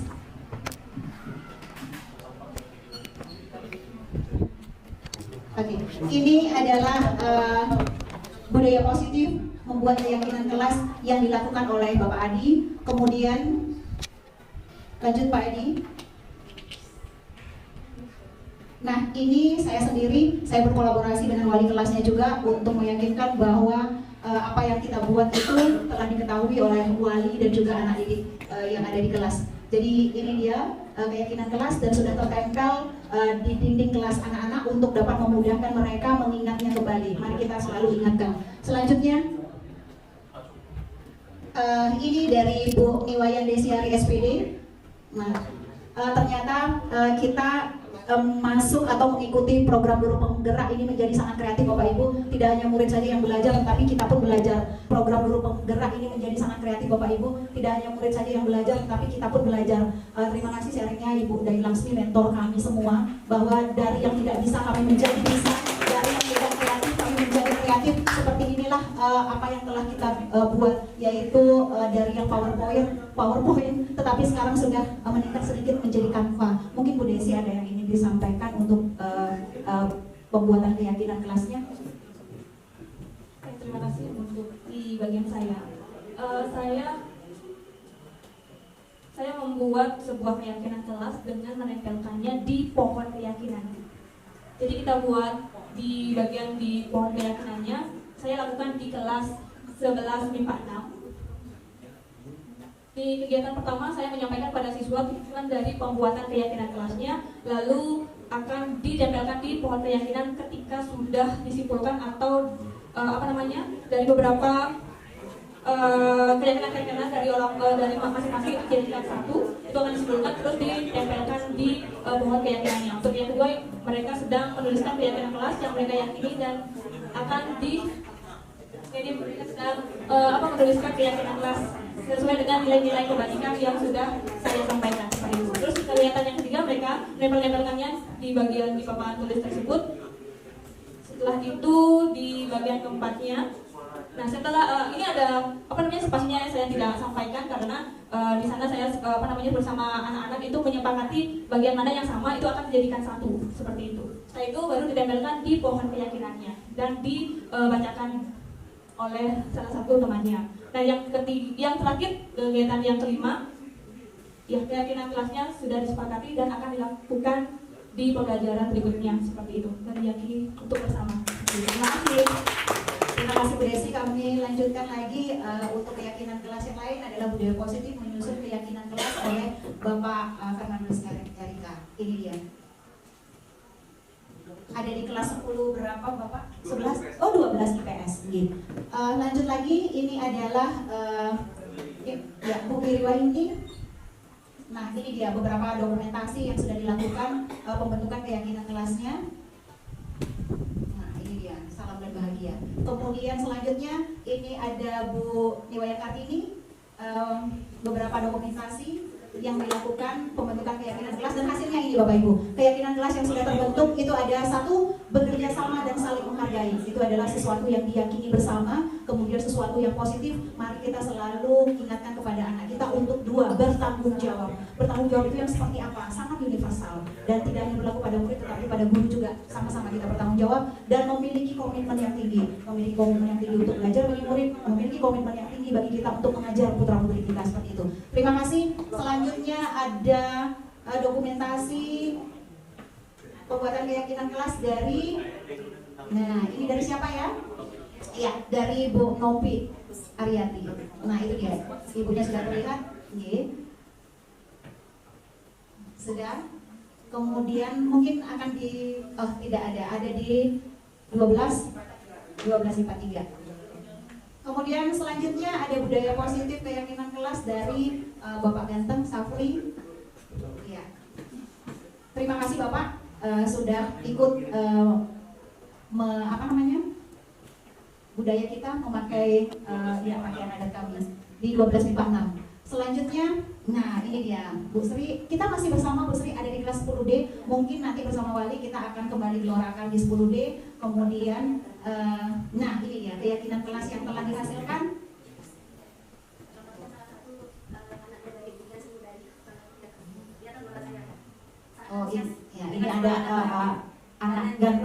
dari salah satu guru kita. Nah, ini dia. Kemudian itu keyakinan kelas yang telah dihasilkan. Dan yang terakhir, nah ini dia yang paling kreatif, Bapak guru kita Agus Mahadi Putra. Ini berupa video. Nah, ini dia.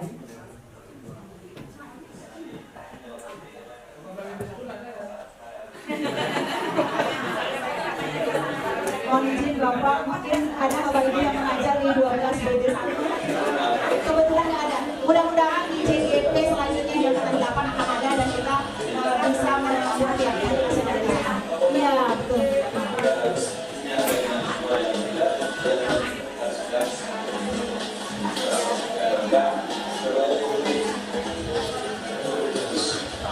Bisa dilakukan Pak Edo.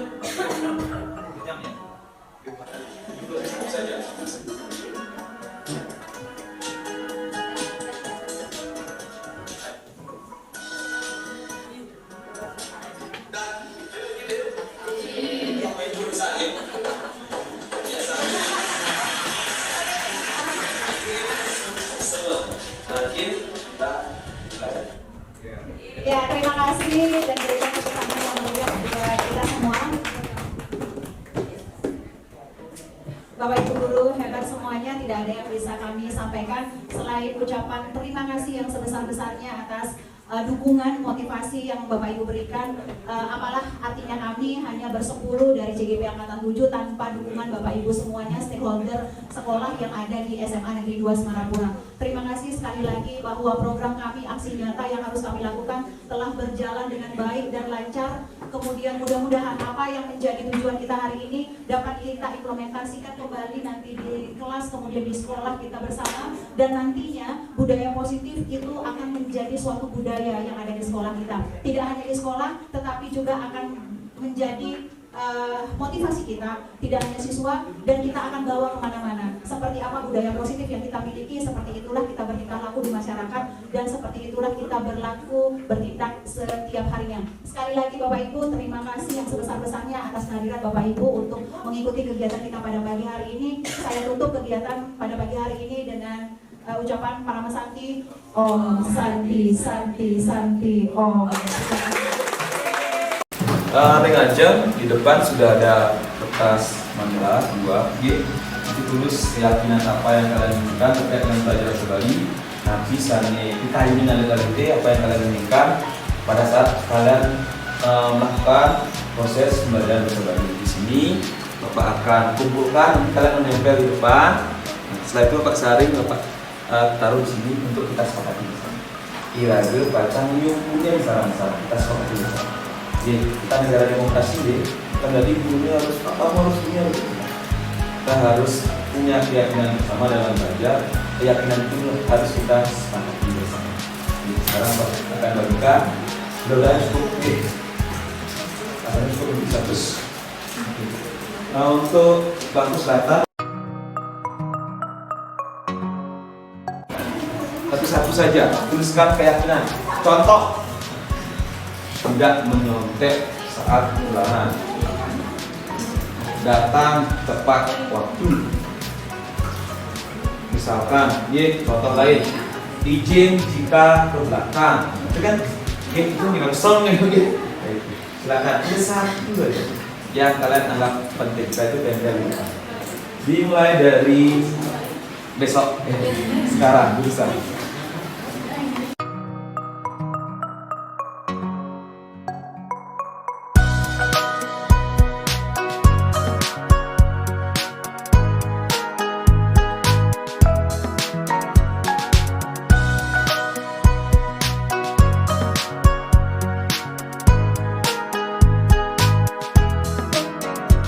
Baca susah, kan daging nama kan tidak anonim.